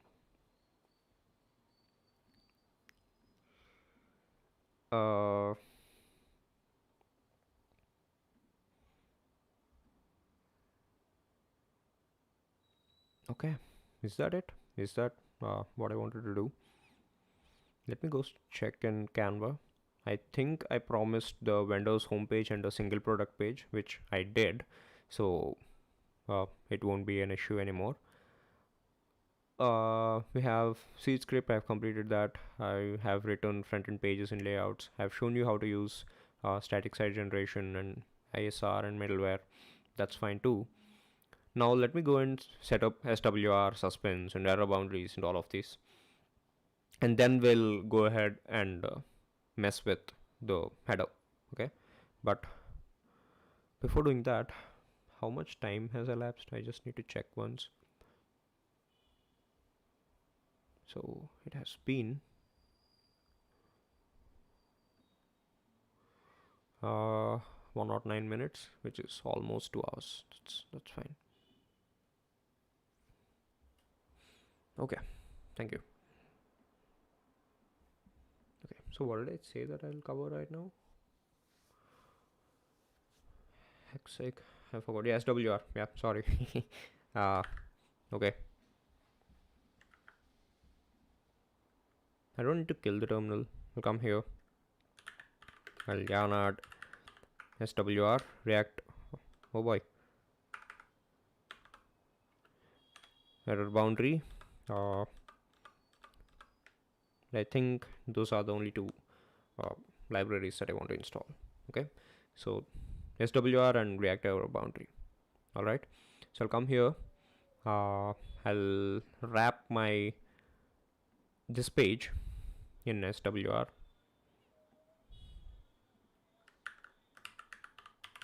SWR config that will be coming from SWR, and I think it is the value prop. It'll have a fetcher. It's great.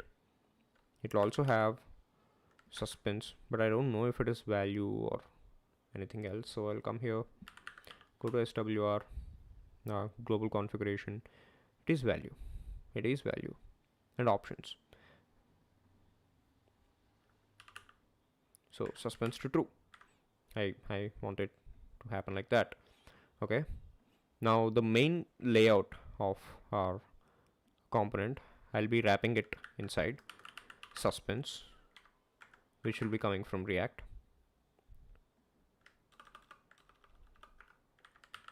Okay.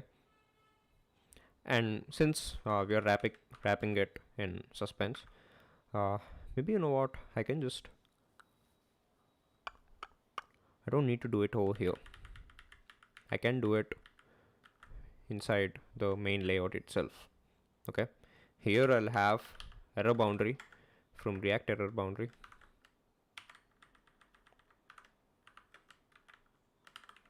Okay,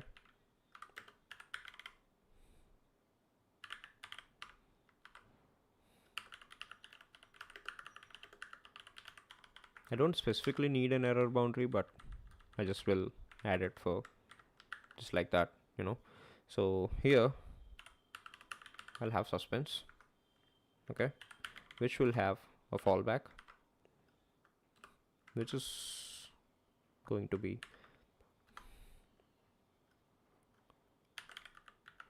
a flex.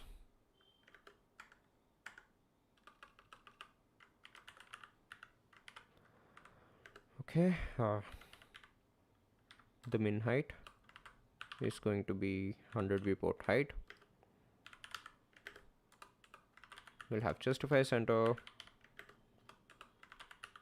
align center,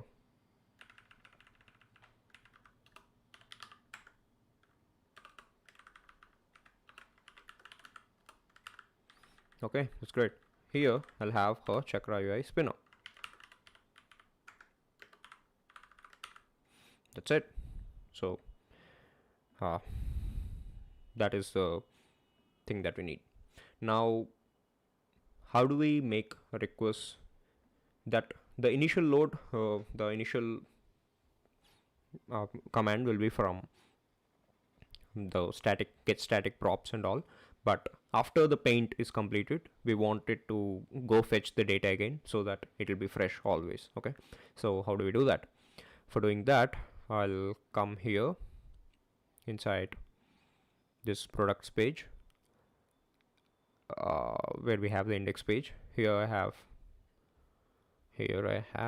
get this, so I can just provide an fallback thing. Okay, so I can come here, suspense, fallback, I have an error boundary and all this, but with Next.js, static site generation and all, I can do a lot better, right? So yeah, instead of sending in the props that we want, we can send in the props that is like this, you know. But I think I'll have to wrap so many SWR configs over there, so I don't know. SWR hooks inside the SWR boundary will throw these. That sucks. I didn't want to do it this way, but that's fine. Okay.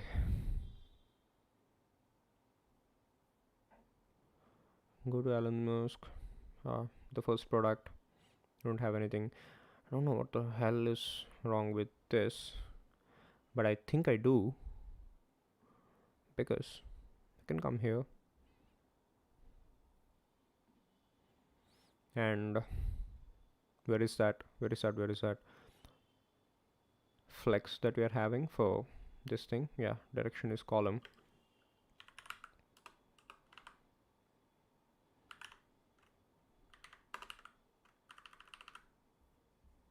I can justify it to there. That doesn't work. I can align it there. Let us check if that works. Yes, it does. Okay, now do I need a text align center over here? I do.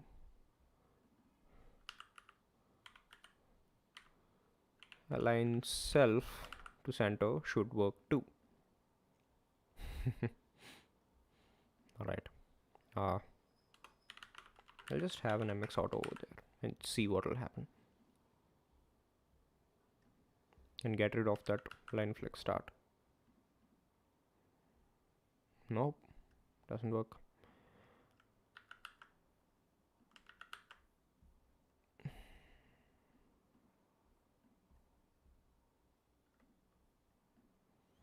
Okay, I'll deal with it later. I don't even need it there, but it's fine. I'll have another flux between this. So I'll have experimental space y of 3, and below this I'll have a flex with justify center, align center, and I'll have that React scrollable list thing over there where we can find all the images. Alright. Okay, so that is it. Now I've set up SWR, right? I can come here. I can go to Elon Musk. I have so many products. Okay, this is not in stock too. What about this? In stock, there are 10. Okay.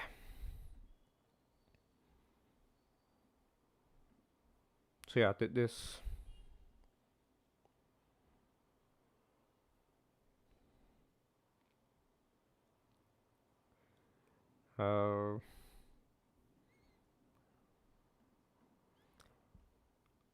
let me come here.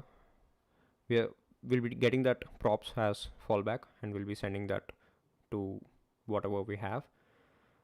That will be the page which will be getting that fallback prop, right?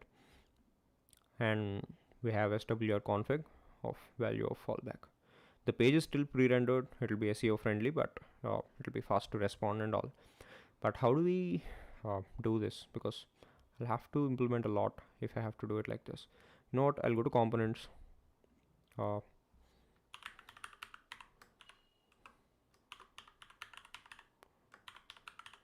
Product list. I'll have a product grid.jsx. Let me close that and come here. And where is that? We have the product grid. I think this is it, the simple grid, right? So I'll come here, I'll copy that,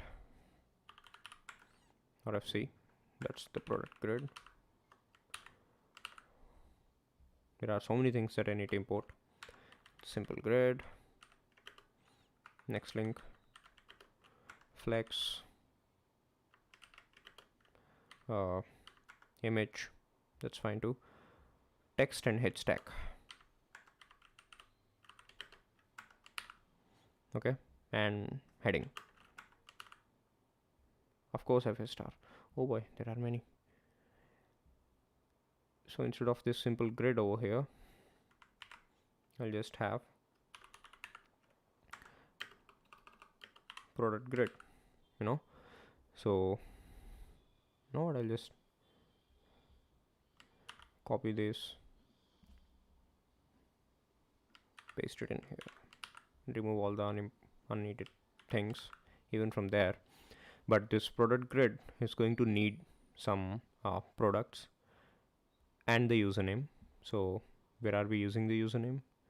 I am using it here, but I'll have to pass that over there too. Okay, so I'll call that as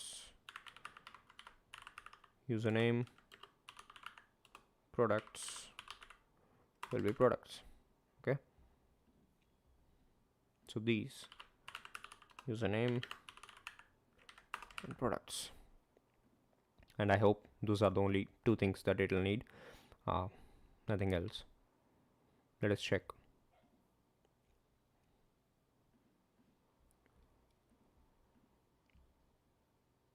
I'll go to here, come here. Yeah, those are the only two things that it'll need. Now even this pages, and I can come to, where did I have it like that? I can directly have it in here. I can just delete that pages thing. I don't need that pages thing. I have this product list over here. And how many requests am I making over here? I'm making the request of products over here. So I will wrap this product grid inside SWR config. Okay. And the value will be fetcher will be that, and suspense to true. All right. So yeah, that is it. And I don't know.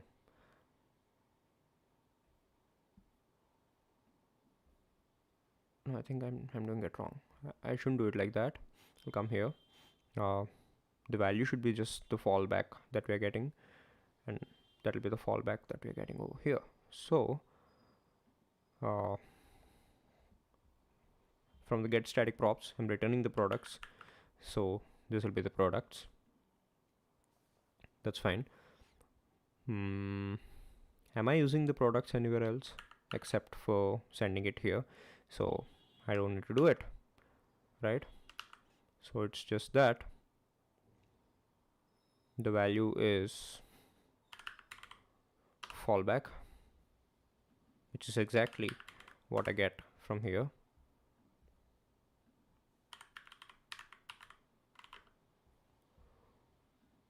Let me check how he did it over here. Yeah, inside fallback, we'll be giving it a unique key, and based on that unique key, we'll be giving that. Okay. So what is the key that we are having over here? I think it is this, right? So inside fallback, the key that we'll be having is this.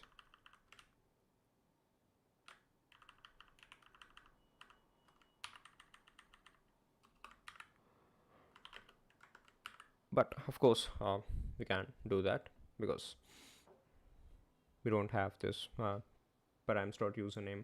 We cannot have the name of the object like that, right?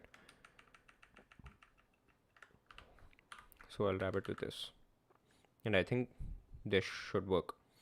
I'll just get with a better name over here.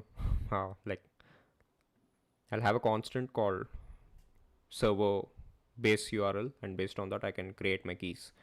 Okay, so inside the product grid, I won't be getting products anymore from here. I'll have to use the use SWR thing, and it'll be that. That's extremely good.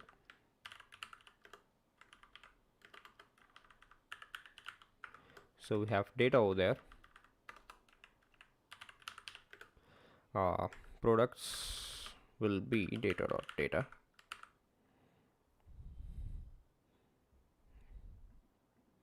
And I think this will be this.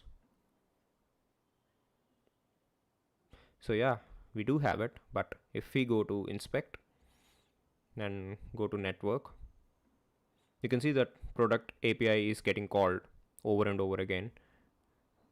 Every time I have my focus over here or come from another tab. Okay, so that is how SWR cache works. So the initial request will be from what we call it as this itself, but the static page itself. You can see, you can go to view page source, and you can see if I go to line wrap, the television, music, primary images, and all of them already build up. It's not like it is fetching the data and then building this. It is already built up for us. But I'm using SWR because maybe this data is going to change every now and then. So yeah, that's it. I can do the same in here too. Okay, so I hate how this is data over here, but yeah, I have no other choice.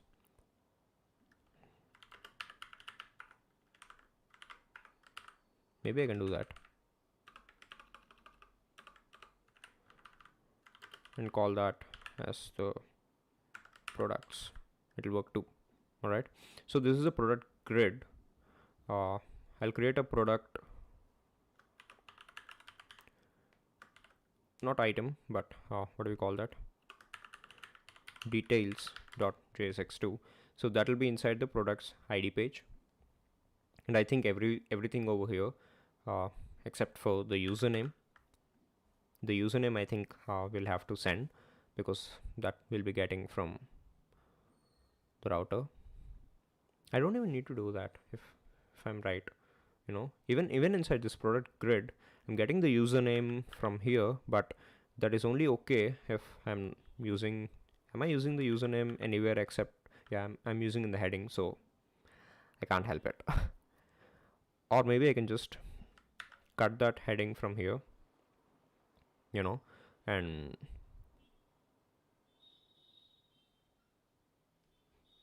even this over here, this image. Yeah, okay, I see what I need to do over here.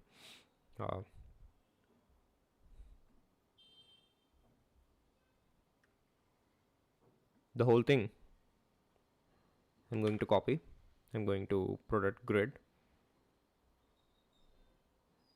and I'm going to wrap this inside that and paste it over here.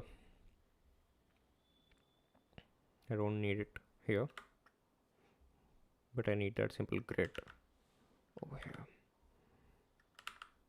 Okay, of course there'll be errors because I don't need the username anymore like that, right? Let me deal with those both later. Hence, since I have that over there, I can wrap the whole component inside swr config, and I can gladly, like very gladly, get rid of all these, this flex and all this. So my route pages are going to be very small and all the components are going to look very big, you know. I don't need to pass the username because the username at the end of the day, I'm fetching it from the router, and the router can be called from any component, so why not call it here, you know. So we don't need the username anymore like that. Let me import the use router, right? That's it. Oops, excuse me. So all the rendering of the page, the static page rendering, is going to take place over here, and it is going to send us a fallback prop with this key over here, and it will come here. It will send that fallback prop as the value here. So we'll go to the product grid. We're going to render this, but before rendering it, we're going to make the call of use SWR to the same thing, the same key that we are mentioning. And since we already have that in the cache, it is not going to make that call, and immediately the HTML will be rendered for us and it will be returned.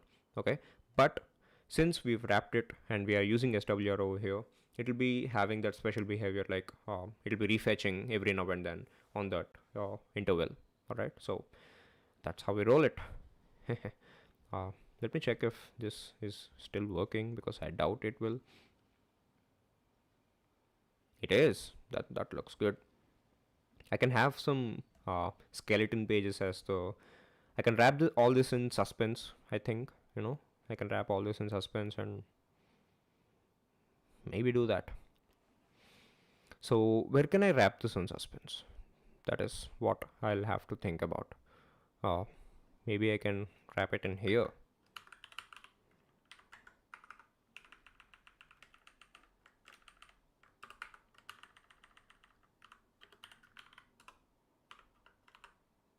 uh, vendor fallback,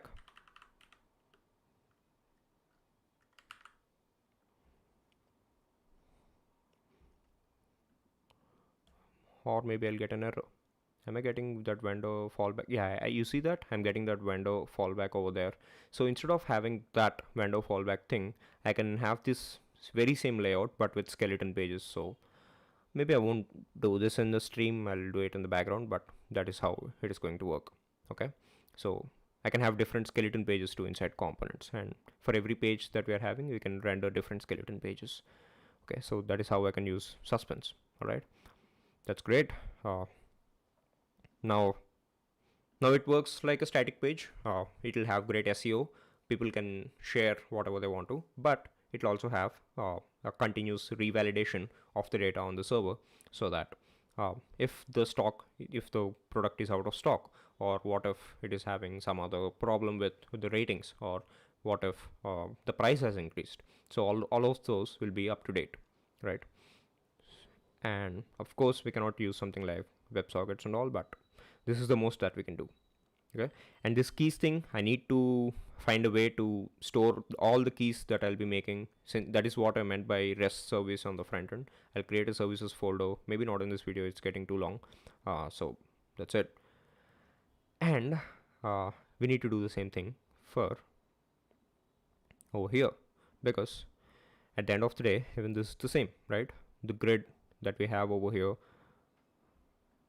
the query, the router, and all of that, I can just cut it, come to components, product details, RFC, product details, and I can just pass the return. Right now, of course, I need all the imports that it has, except for some. Right, so I'll just get rid of the imports that it doesn't need. What we get over here is fallback. Similarly, what we send over here is fallback.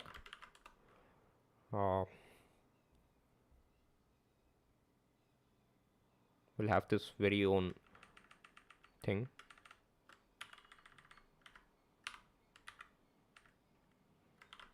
And that will be the product. Okay, since this is it,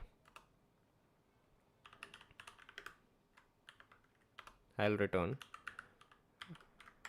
an swr config, right? And the value is going to be the fallback that we are getting, and it is going to be product details from there. So it is going to be exactly the same thing, right? But where am I getting this? Okay, username we are getting, but where am I getting the product from? We're not having anything like get static props or something over here, right? So how do I do that? We have a trick, that is to use swr 401 products query.id. Is that it? I don't know. Here it is params.id, of course, but at the end of the day it is going to get compiled into that, so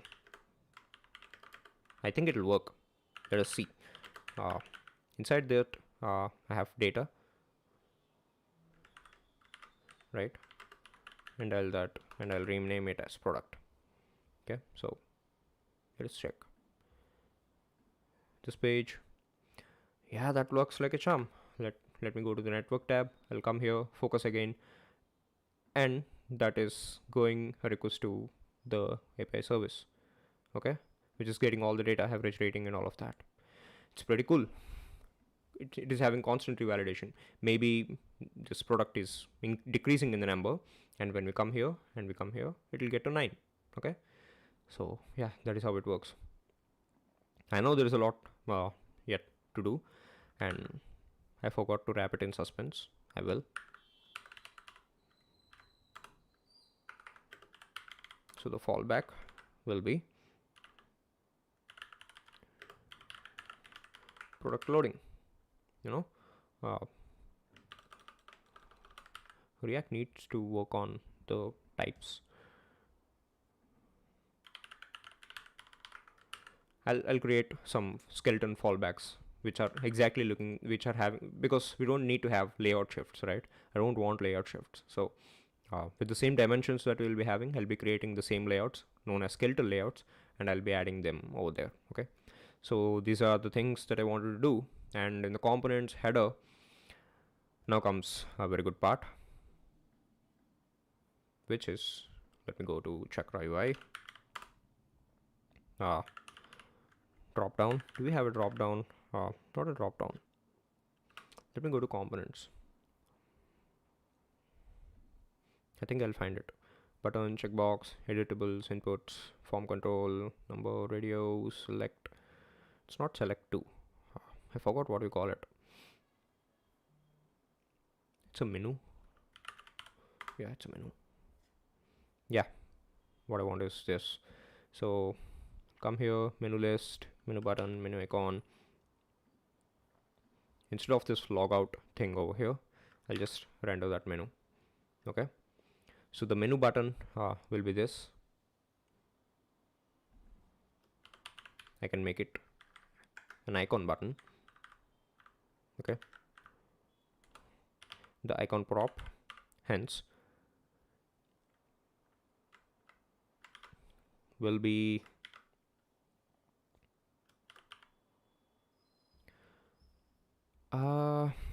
or can we do it better? Of course we can. Instead of an icon button, I'm going to have an avatar. Okay, so let me go to the avatar component. Here we have Dan Abramov again. Man, how are you even this famous? I mean, like, wow. Come here, paste it in here.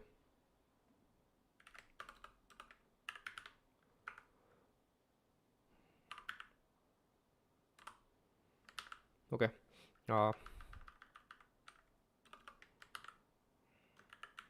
so the DA will be the first two letters, right? So I don't need an icon over here, but of course I'll need to import menu, menu button, menu list, menu items, and many more, right? Of course I'll change what will be the thing over here. So if there is a user, we'll be giving that. So let me come to the front end over here. Why don't we have a user? Come here. And why is that? Because again, I'm sorry, this is a constant problem that I keep having because of work. That it's not a big issue.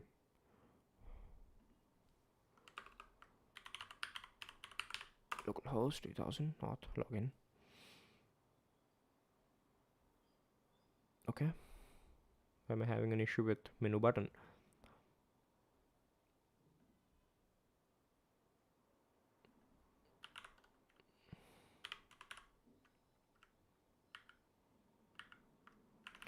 Oh shit, sorry, cut that, put it in here. No as prop. What am I even doing? I don't know why you guys didn't get.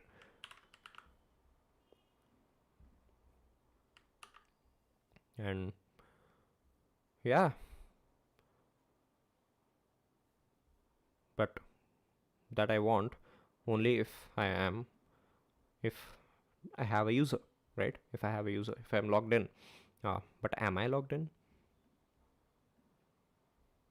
I don't know. So I'll come here.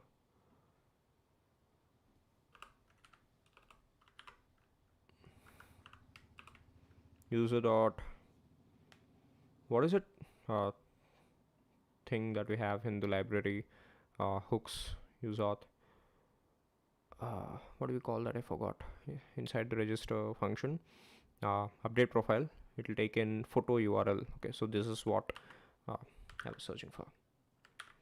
So it is user.photo URL. If you have that, well and good. or else it is going to return that DA thing over there. Okay, but I don't think we do. So let me go to login with Google. I'll log in as Rahul Sriram.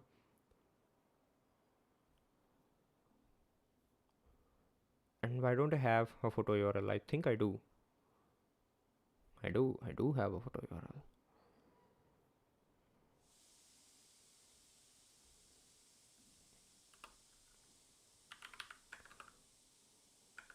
Yeah, let me log in, log the user so that I can see F12 console user implementation. That is not how I wanted it to be. Do I have a photo URL over there? Okay, so that's capitals. Sorry.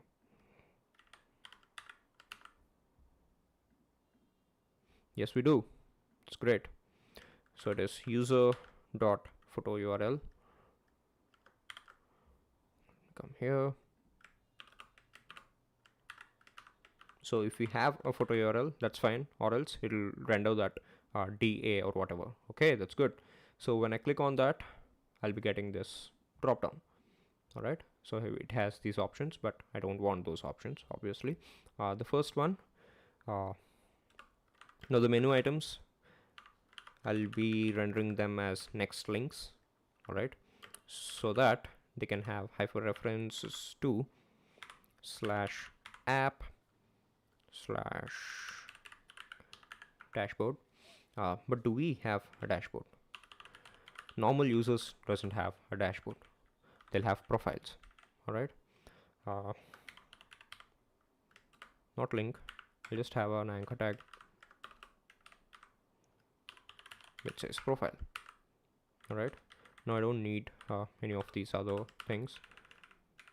I'll just replicate these. Okay,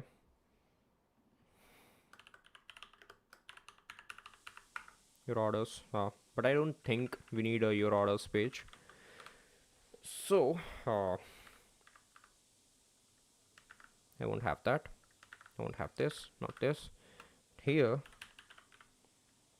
I'll have a button.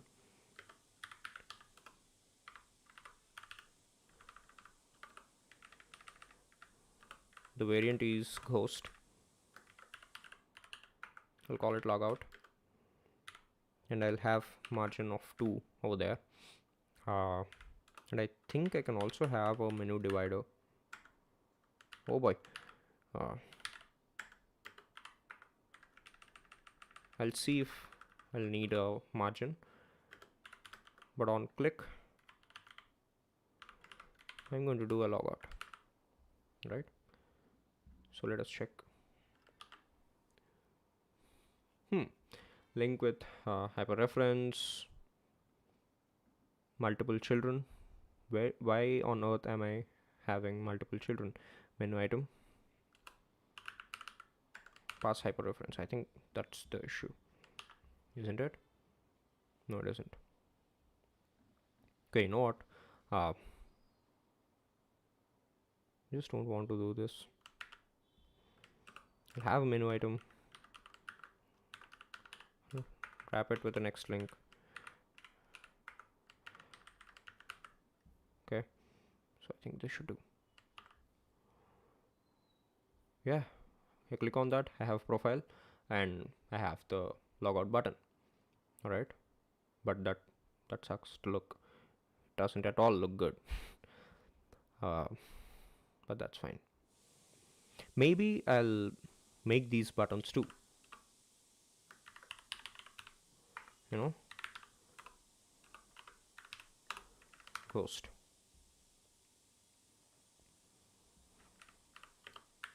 But as a, so that when I'm passing the reference, see that, you see that, but having these as the, I don't know, not sure if that's what I want.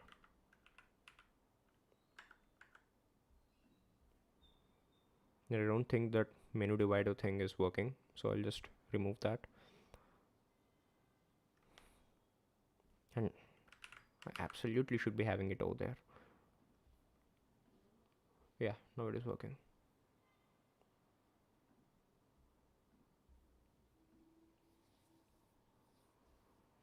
Uh, can I have the menu item inside this? Around the button?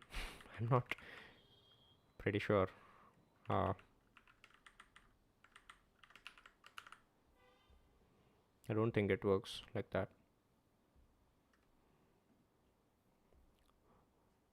And another $1 billion question, do I need a menu item?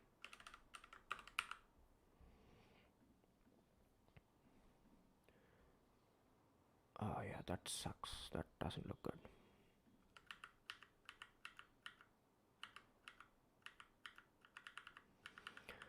So we need menu items, but uh, maybe we can convert them. Do we have an as prop? We do have an as prop, and we do have that link, uh, that hyper reference. I don't know what the issue is though.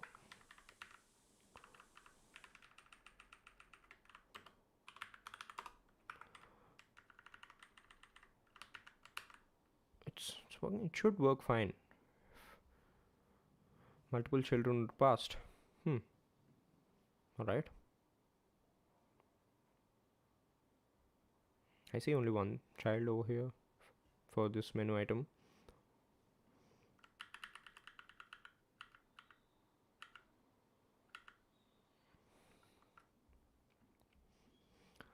Uh, or I don't know. But I'll just have it as app profile. Can we have it unstyled? How is that going to look? I think it's going to look disgusting. That looks so bad. Ghost was better. Uh, Maybe I can do an MX auto, you know, to make them center align. Yeah. But the issue is I have to click on that button, else it won't work. Okay, so that is the problem uh, with the menu. So I'm thinking if I have any other alternatives for menus. We have a draw modal popover. What do we have here? We have a popover, and maybe inside that popover, and I think I have some other types of menus too. Like this is fine. Customizing the button is fine too. We have menu items. Just another example. We have min heights for menu items. Adding icons as commands. Okay, I don't need that. I can make it easy in a portal. Okay, so we have a portal. Menu group. This looks good too. Like I can have profile and help and all that, or I can have options. Like we can only check in only one out of them. You know, but I don't know why that as prop doesn't work. So I'll go to menu item and check if the as prop works. Is focusable, is disabled, icon, command. Okay, it looks terrible, I know, but I have to press on that, else it won't work. Or else, uh, I'm not going to wrap it with a button.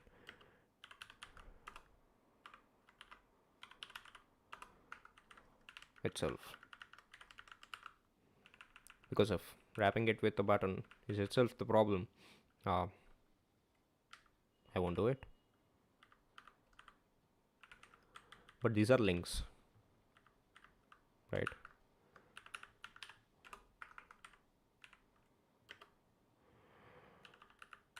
Let me check.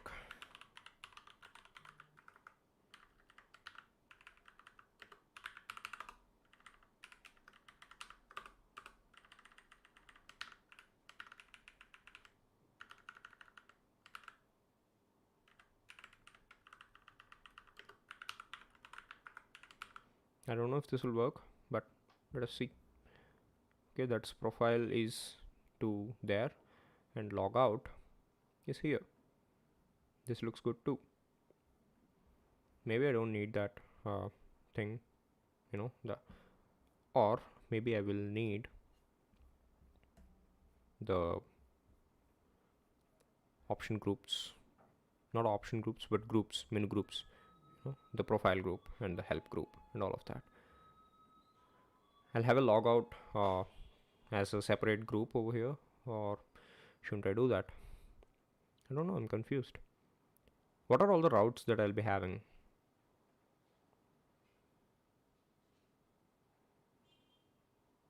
Yeah, I think I figured it out. I'll come here, copy that, come here, to VS Code, inside menu list, I'll have a menu group. The title will be user dot display name, hoping that that'll work. I don't know if it will. Inside that, I'll have my next link. Okay, so let me import menu group, but below that I'm just going to have a button. Come here, yeah, Rahul Sriram. I'll have profile, I'll have that, this, and maybe if I'm an admin user, I'll have something like admin portal, kind of another route, which you can't see right now because I did not involve custom claims and all that. And if you're a vendor, you can see that create a product, or I mean upload a product or something, those kind of routes. So you can see them too. You can come here, you can log out, and of course you'll see these both. Okay, let me check.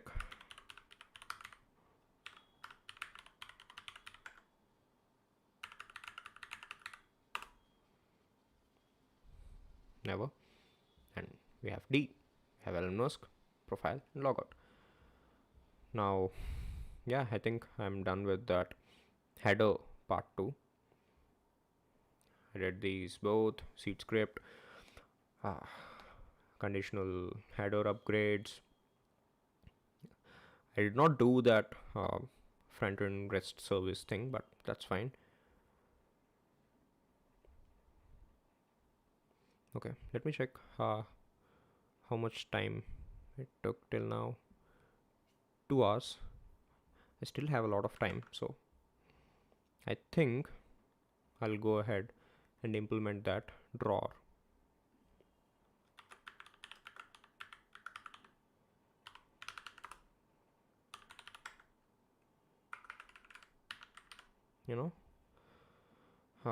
Come here to Chakra UI, where we have drawer. When I click on that, a basic drawer is going to open. I'll just copy that, come here, yeah,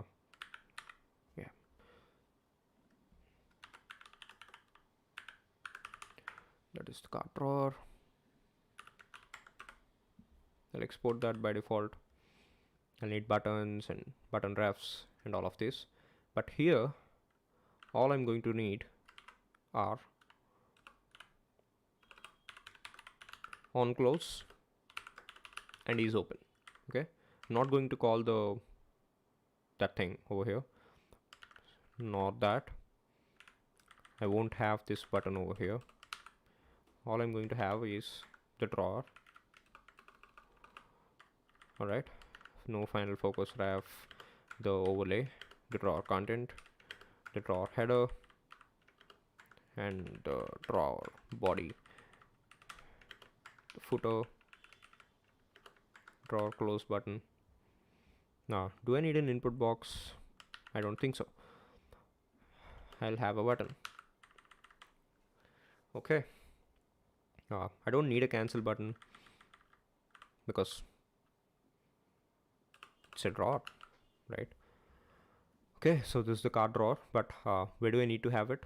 I will have it inside the main layout over here, just below this.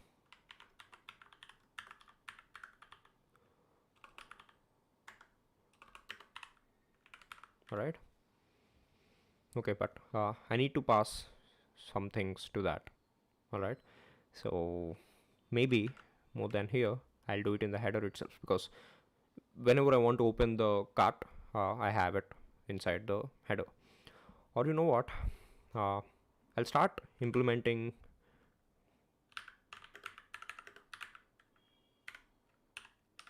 I'll add value, so value is the state manager that I'll be using. Yeah, I know, I thought I had to use something else, but I ended up using this.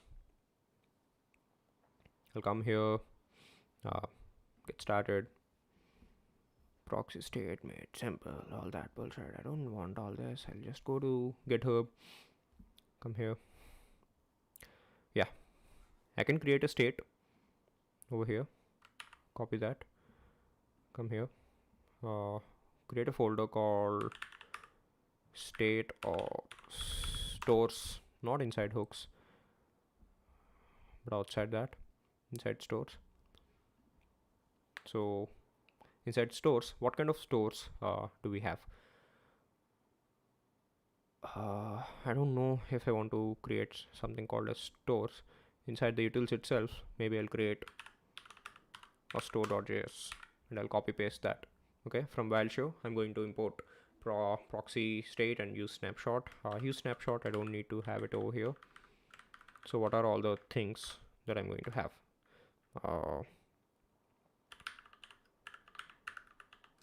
Card drawer open is false. Okay, and I need to define a method, but do I need a method? I don't think I do. So we can mutate from everywhere, but a better option will be using the use snapshot from the component that we want to do it, and from there we can do that. Okay, so this is the state. I'll be exporting it, not like that. Okay, that's it. So that is the global state that we'll be having. So inside the header, I'll be calling in use snapshot and I'll pass that state. Okay, so I'll come here, I'll check if the card drawer is open or not. So this is to read if the card drawer is open or not. And I'll also have a use disclosure from Chakra UI.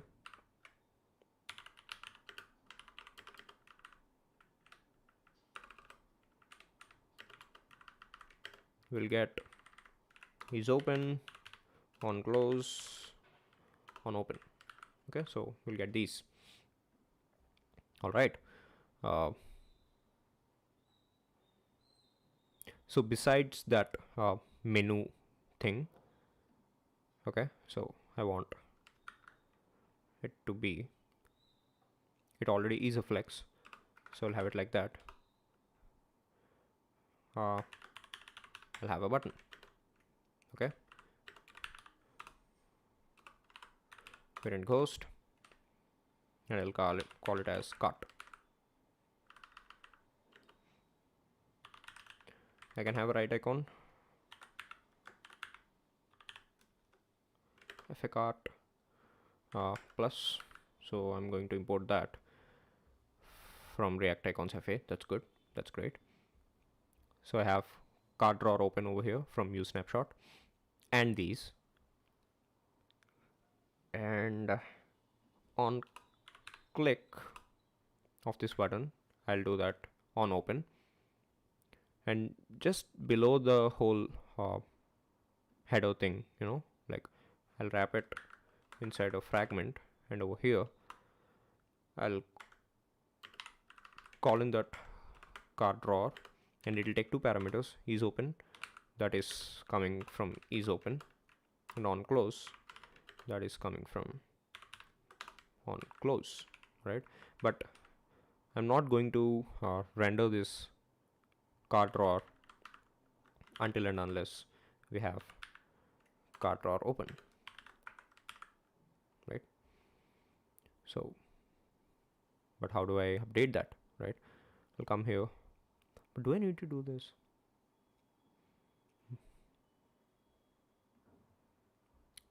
I think I do, because it's not just this place where I'll be having the cart. I'll be having this cart drawer in many other positions too. So it's not just this use disclosure that I'm going to use. I'm going to click on the add to cart button, and even then I want that cart drawer to open. All right. So apart from on open,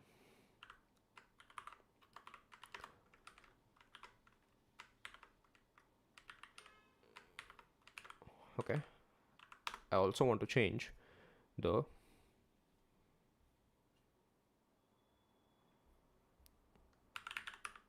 state dot cart drawer open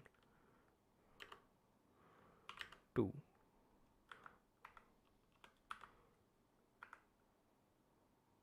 cart drawer open. That's good. Since we are reading over here, I'm going to read that from use snapshot. Again, that same variable, I'm going to read it over here. But while updating, I'll have to update from the state dot thing. So this is the preferred way that Valshow recommends us to do, and this is how I'll be doing it. All right. This should work. I guess it will. Let us see. Press on cart. Yes, it did. That's great. So I have a save. But why am I getting all blue over here? I shouldn't.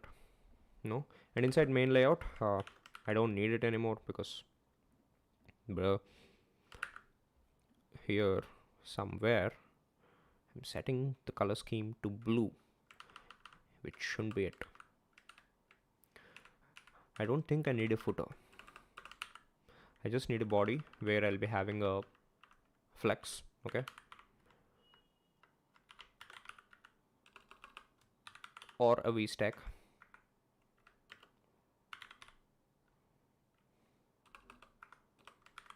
Okay.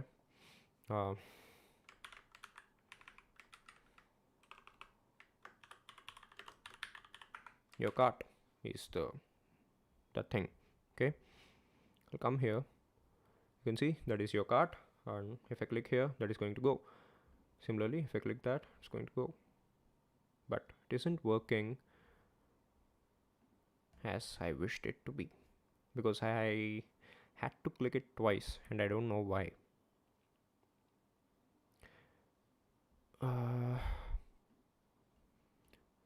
Something terribly is happening.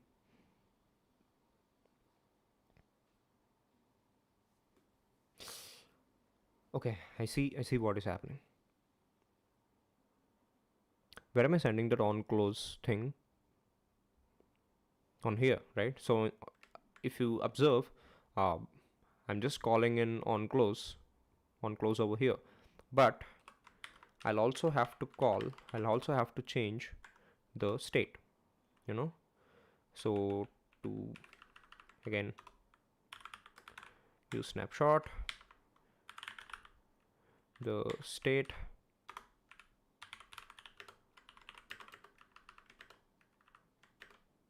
cart or open, I'll have state dot cart or open equals to something opposite of cart or open. That's it. Now even if I click on here, okay, and here, it is going to work, because since inside the drawer I have included that, it's just going to work. I'll click here. It does work. I'll have to change the focus color of that, but that's fine. That's good. And I need to check if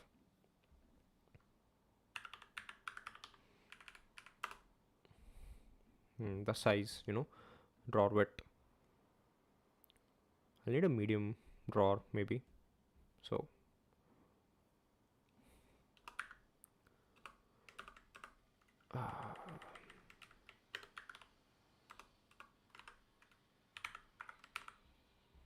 is that there that we have to do it? No, size equals to here, not here.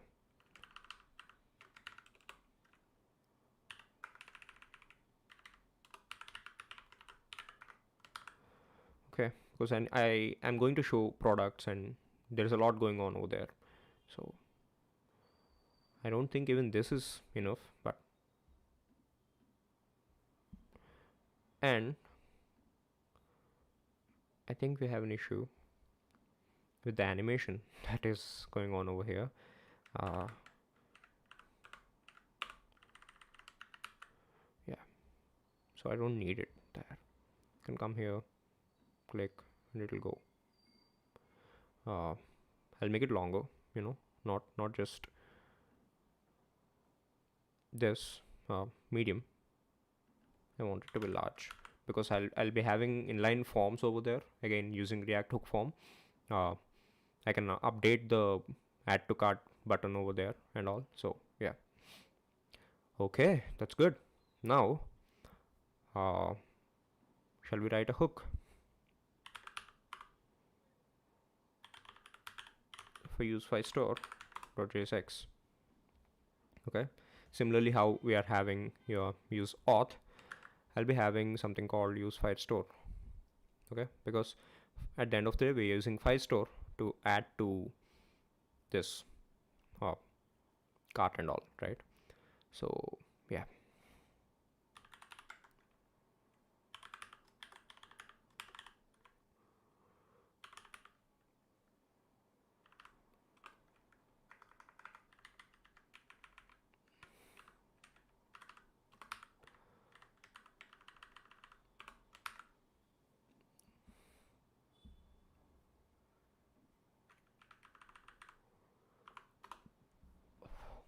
okay. So what am I going to use inside use file store? Inside Firebase, do I have DB? Yeah, I do have DB. So I'll have to use that DB. As of now, I'll return an empty object, but let me create an async function called get collection.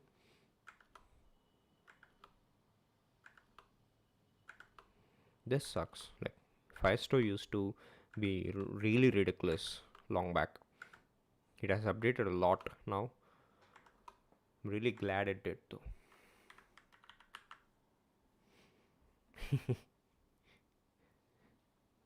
It doesn't even have data over here. What is it even returning? I don't get it at times. Um, okay. Okay. So, but this is not how it works, So I'll just go here, come here, go to Firestore, docs, Cloud Firestore, or maybe this.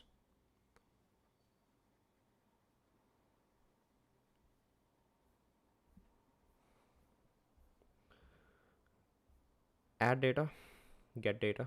Yeah, of course I want to get data. Uh, add and manage data, read data. This is what I want. Get data once. Of course, I don't want to have live data over there because I'll be having my state. So it's going to make constant updates. But how am I getting multiple documents, get all documents from a collection? That is exactly what I want, right? Yeah, I think this is how we do it. We need get docs, collection, db, and this. We have a query snapshot over here. And for every doc, I'm going to return something. I know it's quite verbose, it really is quite verbose, but can't help it. So the collection is cart. Okay, so I'm going to import get docs from Firebase Firestore and light because I don't need real-time updates and all. So you know what, I'll just do it in the last. Even collection,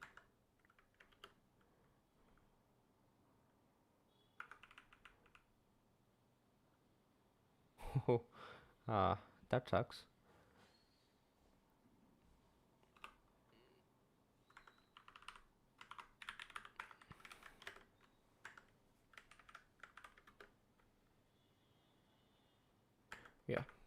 db is this thing.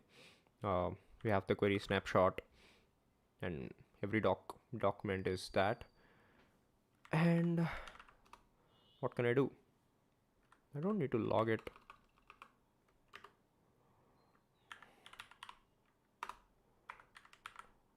I'm going to return that,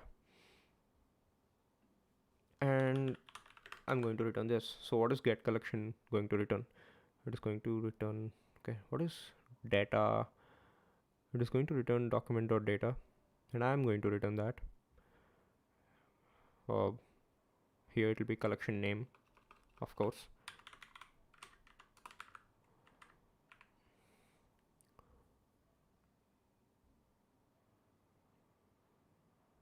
The data function, why is it promise of void? I don't get it.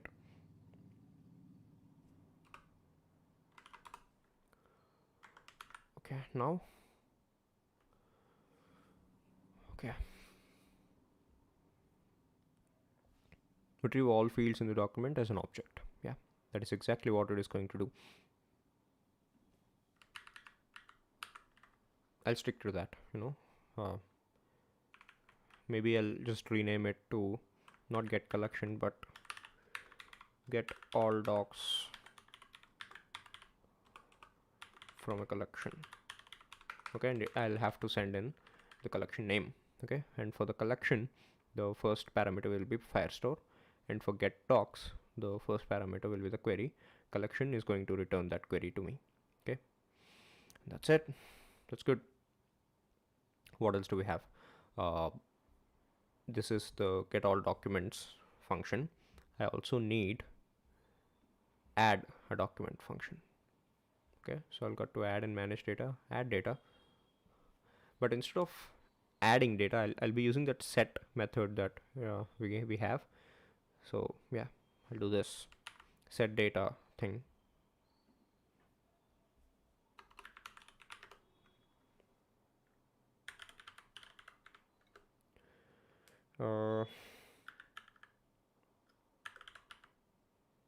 Add doc to collection. Of course, we are getting a doc. Where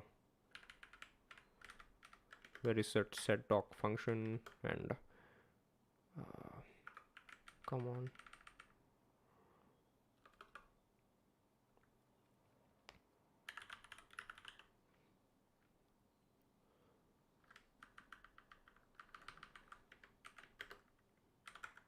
Doc, the db. This is the collection name.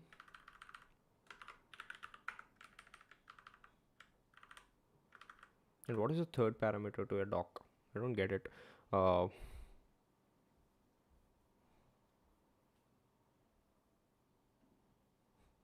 think it's the unique ID. I think it is, but I'm not sure. Add a new document in a collection cities. If the document does not exist, it will be created. What is that LA thing that you have there?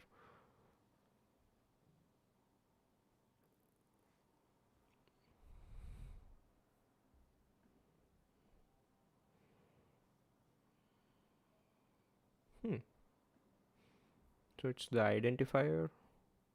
How is that the identifier?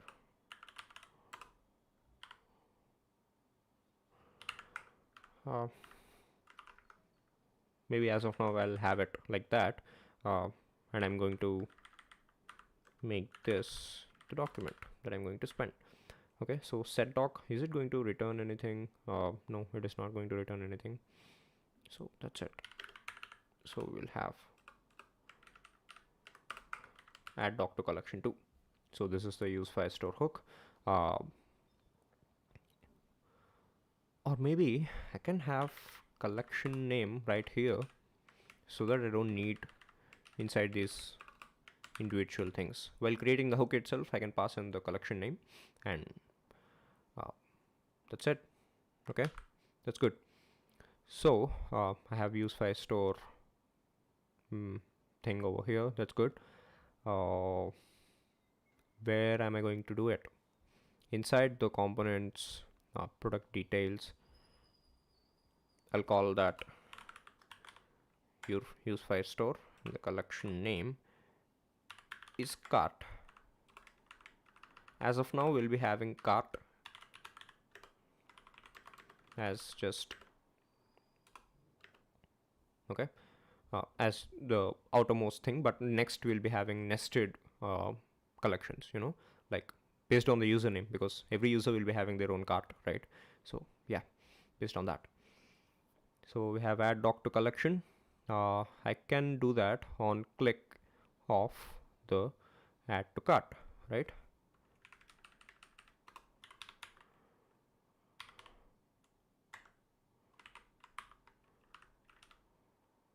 Yo,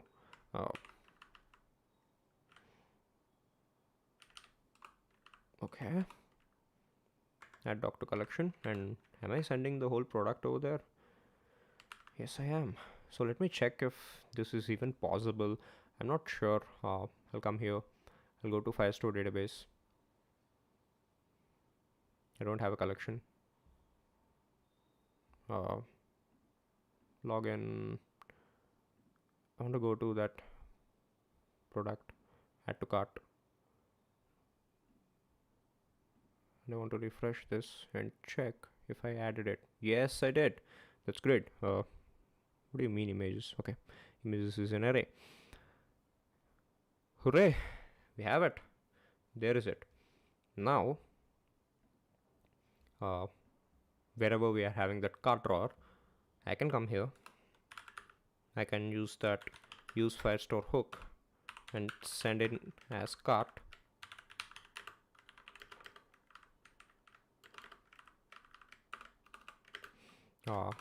Name it as get all docs from a collection. All right.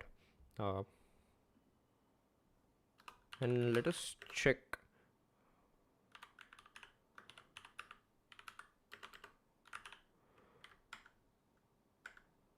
Now this is a asynchronous method, so I'll have to call await over there,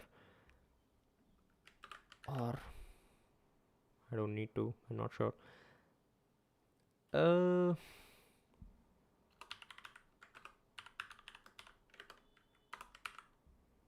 right. Let me just see. I'll go to F12 console. I'm having a promise already. I shouldn't, to be fair. Login.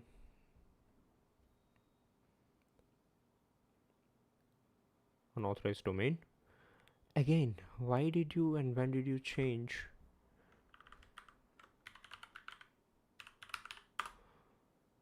To that.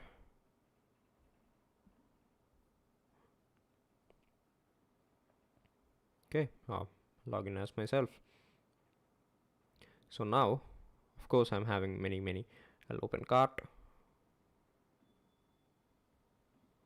Nope, it's pending.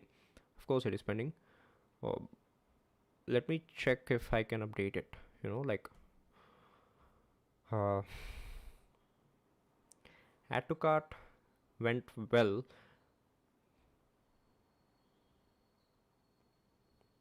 Where did I even do that add to cart thing? In product details, right? I'll have to call await over here. Okay, and make this async.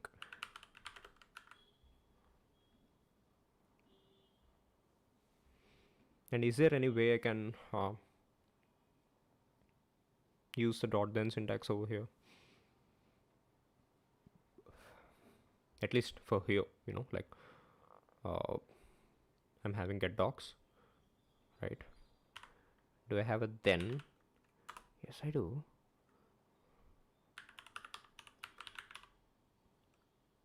Query snapshot.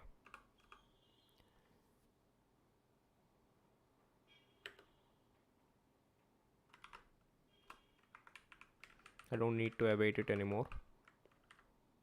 I just need to return this. But at the end of the day, it's the same. I don't get it how it's better, because this query snapshot is the query snapshot that we are having, and instead of doing that, I can do query snapshot for each doc. I'll just do that doc.data. Oops. Right, and I can remove this, and I don't need to call this an async function. Will this work? Again, as I told you, if you're returning promises at the end of the day, you're going to get promises back. So all you're getting is promises and nothing else. Alright, so there is no use of doing that. Let me stick to async await.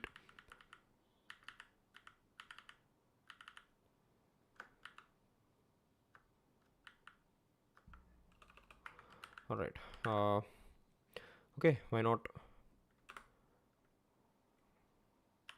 I have state here, like, or why don't I have a value state for that? Let me go to state and have cart items in here. So that is the state that I want. Apart from cart drawer open, I also want to check for cart items. Okay, and inside the use effect,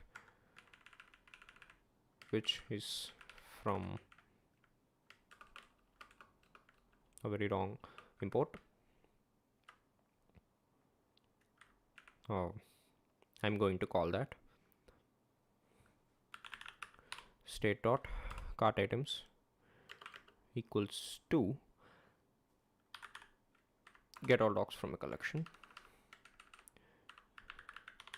It is going to await.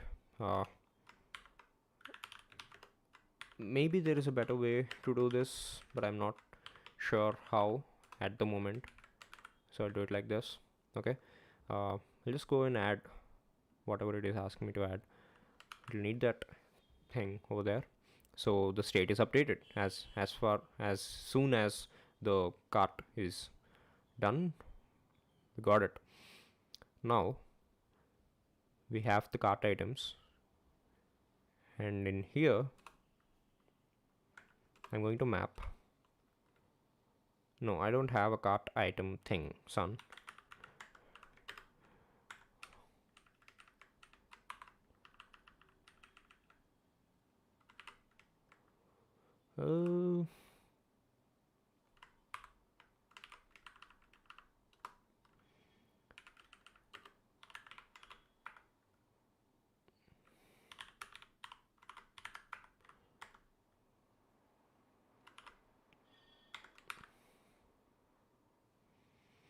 Key. Oh yeah, sorry, I named it ID, but it should be key.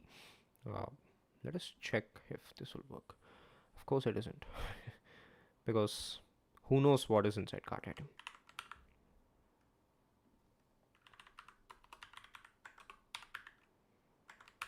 Just log it, check what I have there.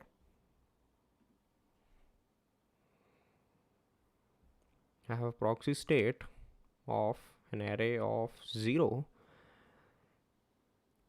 which shouldn't be the case. That is so wrong. What am I missing? Like, obviously I'm missing something.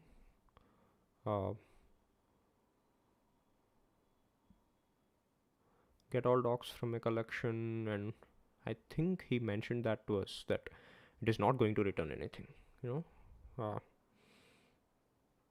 Where is that? Read data, get data once, get all documents in a collection. Doc.data is never undefined for a query doc snapshot. In addition, you can retrieve all documents in collection by omitting the where entirely. Okay, fine. Obviously we don't need where anywhere over here inside the collection. The queue is a query snapshot, and there is a get docs function, and using that is getting the query snapshot. By default, retrieves all documents and satisfy the query in ascending order by document ID, blah blah blah blah blah blah. But where is what I want? Why isn't it returning anything? or maybe it is, but I'm not able to see it. You know what, I'll just return an empty array and I'll log x over here, so that wherever I'm calling that use file store of that thing, I can see what is exactly going on. I'm having undefined. It is not returning anything. That's brutal. Query snapshot. How do I get the documents? Query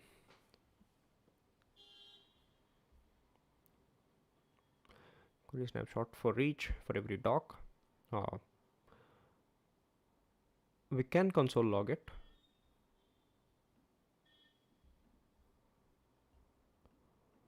So I'll console log it. No.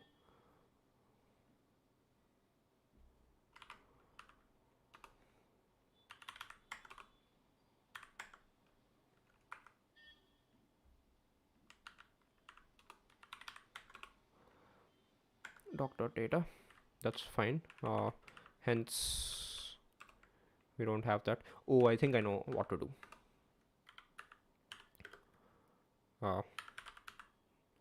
Let docs equals to an empty array, and I'll do docs.push, and I'll return docs. Now how's that? Hey, so let me come here. Yeah, I have one element over there. That's good. The 0th element is that itself. So if I open the cart, it's going to come. I'm going to remove the console log that I have in here, the cart items thing. I don't need it anymore, and I'll uncomment this. Okay, so let's check. iPhone, that's good. So we have it in the cart. Superb. I can have a delete icon over here and a button to add more of them into the cart and all. Yeah, so that is it. But this is a dummy cart. This is not what we're going to do, because as of now the cart is global, right? I'll have to namespace it based on the usernames. So I'll be using something called nested collections in Firebase to do that, and that's it. So let me just go check in what I have there. I think I'll have to add some methods too for use file store, because as of now this is set doc. Add doc to collection is fine. I can use the same method and send in the document, and because the document.id will be already existing, it is just going to set it with the new document value that we are sending. So I think it's pretty good there. And yeah, that's it. I don't need real-time collections, so I'll use Firestore Lite. Similarly, inside library, even here, I'll use Firestore Lite. Okay. So yeah, that's it. Do I need anything to remove the cart, or clear cart method or something? I'm checking if I can do that and close the stream. You know what? I'll just do it. I'll just do it and close the stream. Update doc in collection, no. Clear collection.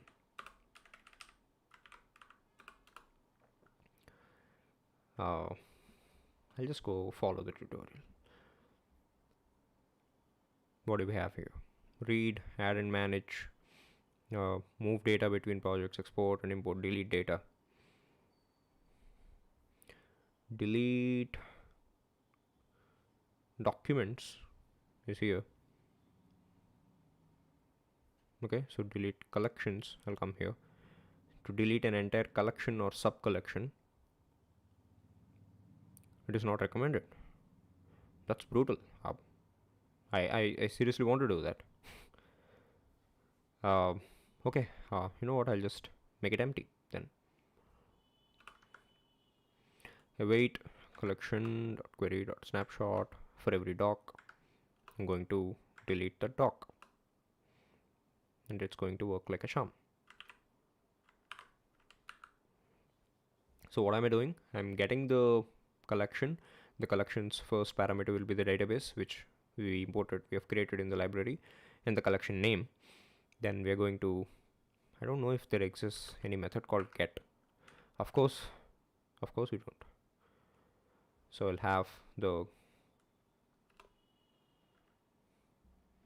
just have this. Okay. I'll copy paste it there. I'll remove that. I need to call doc.ref.delete. Remind me that. So here doc dot I have ref dot delete, but I don't have a delete. Do I have a delete over here? No. Get id ref dot, what is that method? Firestore id parent path type with converter. Okay. So do I have a delete doc method? Update doc delete field, not delete field, delete document. I think I have a delete doc method, and I can call that.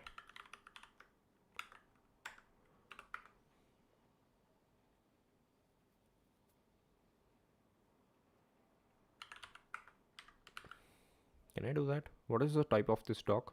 Query document snapshot. What does this? It will need a document reference.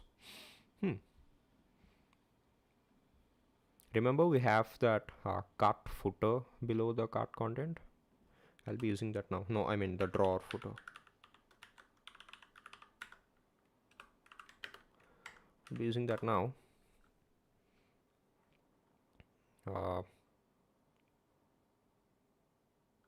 Yeah, check out.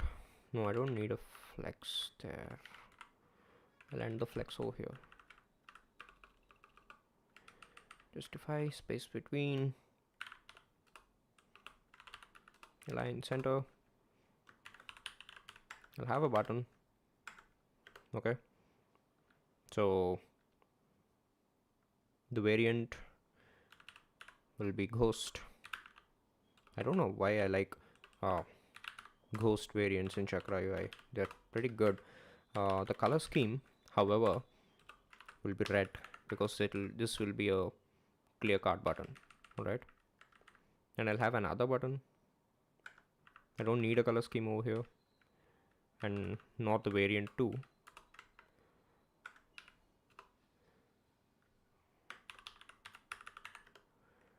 Proceed to checkout. So these are the 2 buttons that I need inside this thing. Alright, but how good are we doing here? Experimental space X 4 or 3 maybe, that should do. And on press, what I need to do, this button will be a link.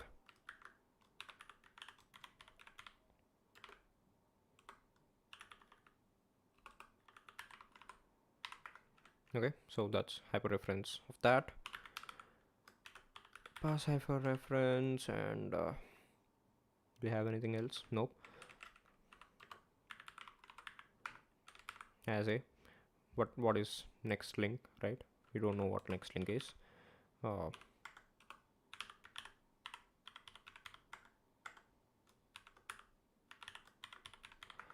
next link over here. That's great.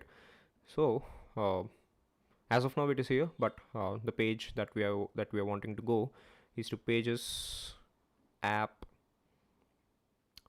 shipping, right? So it will be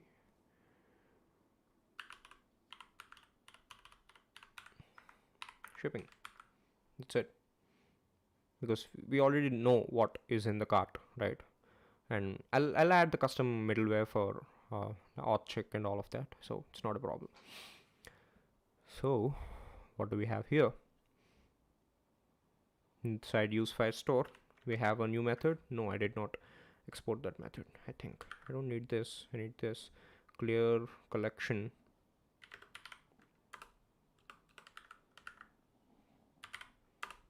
Clear collection.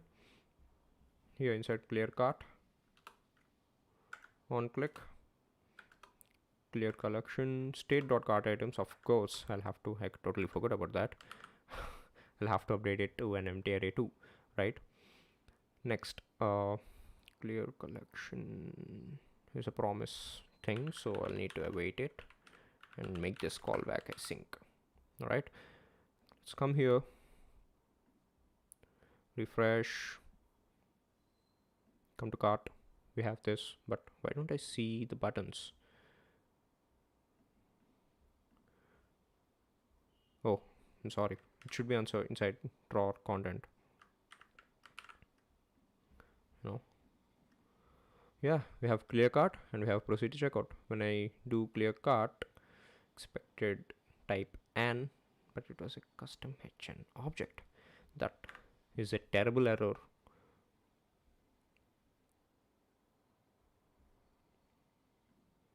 That really is a terrible error.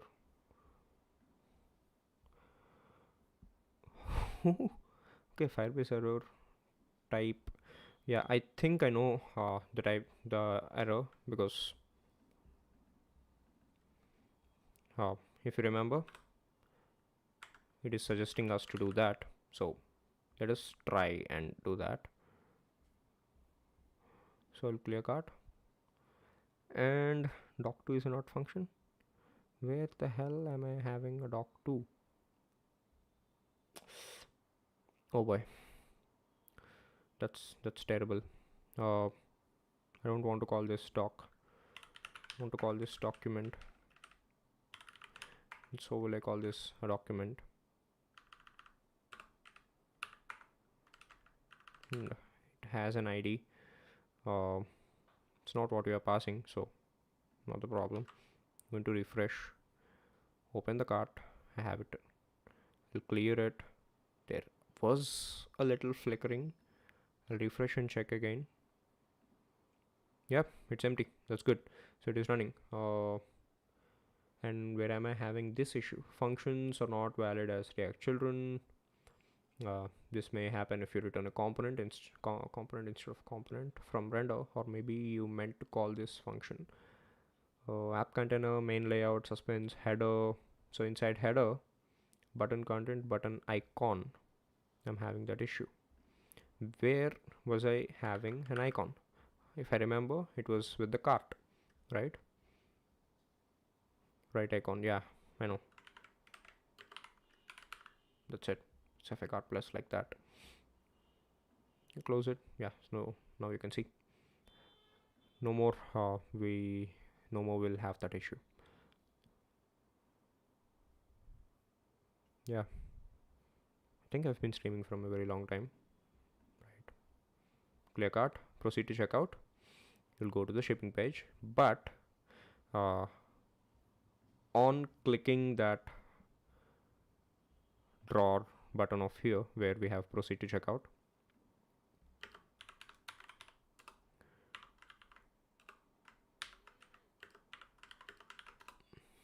I have on close and state dot current dot drawer open to that.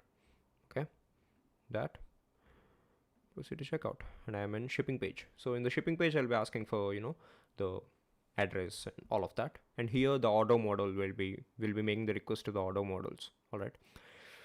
So yeah, that's it. But is there anything else I need to check? Have the cart over there. That's fine. Have the FavorKart homepage. You know what? I'll just go and log out. Okay. I should also have the cart over here, but that's fine. I'll add a cart over there. Yes, I thought of something else. Yeah, middleware. I think I'll add custom middleware, in right in the stream before I wrap it up. The app thing over here, none of this, if you observe dashboard, payment, place order, profile, shipping, these all shouldn't have, shouldn't be open if we are having that, if you're not having the token, right? Because we are not authenticated. So I will just open a new window of VS Code and fetch something that I have had previously, not this, and I'll explain how I did that and all. Okay.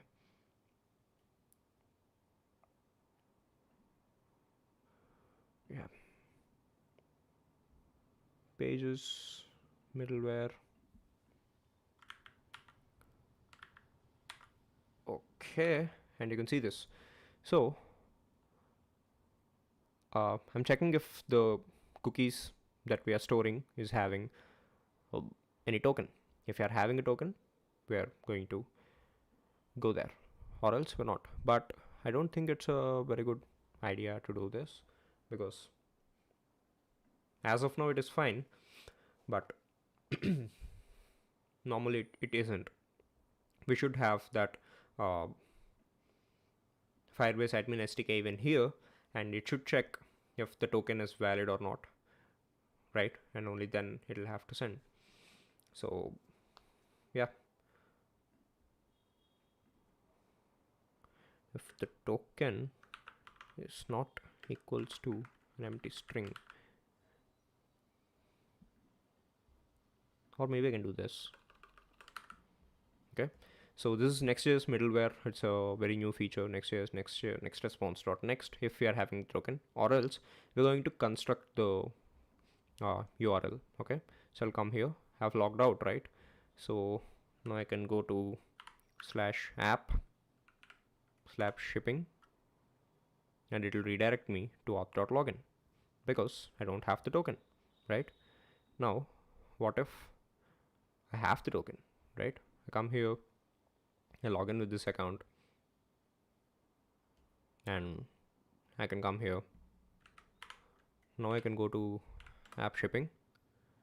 Of course I can, because I have the token, because I was setting the token inside the uh, application cookies here, token. See that? That's great.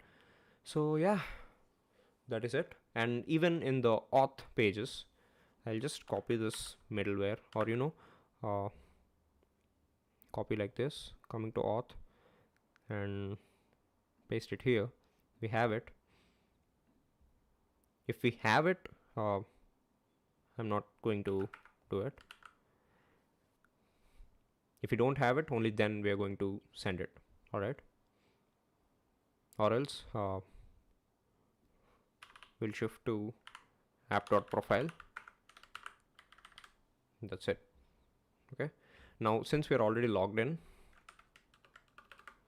I'll come to auth/login, and you'll be redirected to app.profile. Okay. As I told you, this is not a very good way to do it, because maybe the token is updated by the user. You're logged out and you don't have what you should have in the token. Okay, so just checking for the token isn't enough. You'll also have to check if the token is valid. Okay, uh, so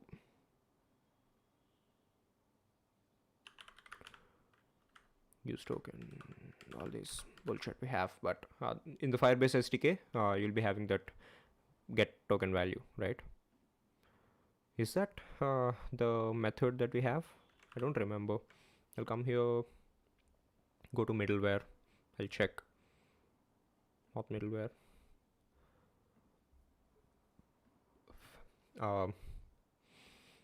Okay, where is that?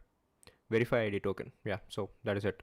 If it is verified and we are getting a user ID, and only then we'll have to do that. So for that, I'll have to make that method, make Firebase admin available in the Firebase in the client too, because that is the server that we are using. There are two servers here. One is the fresh API that we are having, but this middleware runs in the API routes of this Next.js server that we are having, right? Which runs on Vercel. So Vercel doesn't have the access to Vercel server doesn't have access to Firebase admin SDK. So I'll have to add that here too. All right. So yeah, that is what I wanted to do in this stream. In the next stream, we'll be populating that shipping forms, and what are all the other pages that I've made here. Yeah, the shipping thing, and after shipping you'll be having the place order thing. When you click on place order, it'll go to the payment page. The payment page will be a custom checkout page, and there the payment page I think I'll be dealing with in the next stream. Not in the next stream. The next stream will be completely about shipping and the place order thing, because place order is just a static page where it'll be having that. And I'll maybe fine tune it tomorrow to have some other features too, like finding any bugs and all. So whoever is watching this video, if you find any bugs inside what we are having right now, please do let me know. And I'll have to also create cart page, and create product page and update product page and admin routes and all of them. So there is a lot to do, and it'll take more than 3 streams more to do that. All right, so yeah, that's it.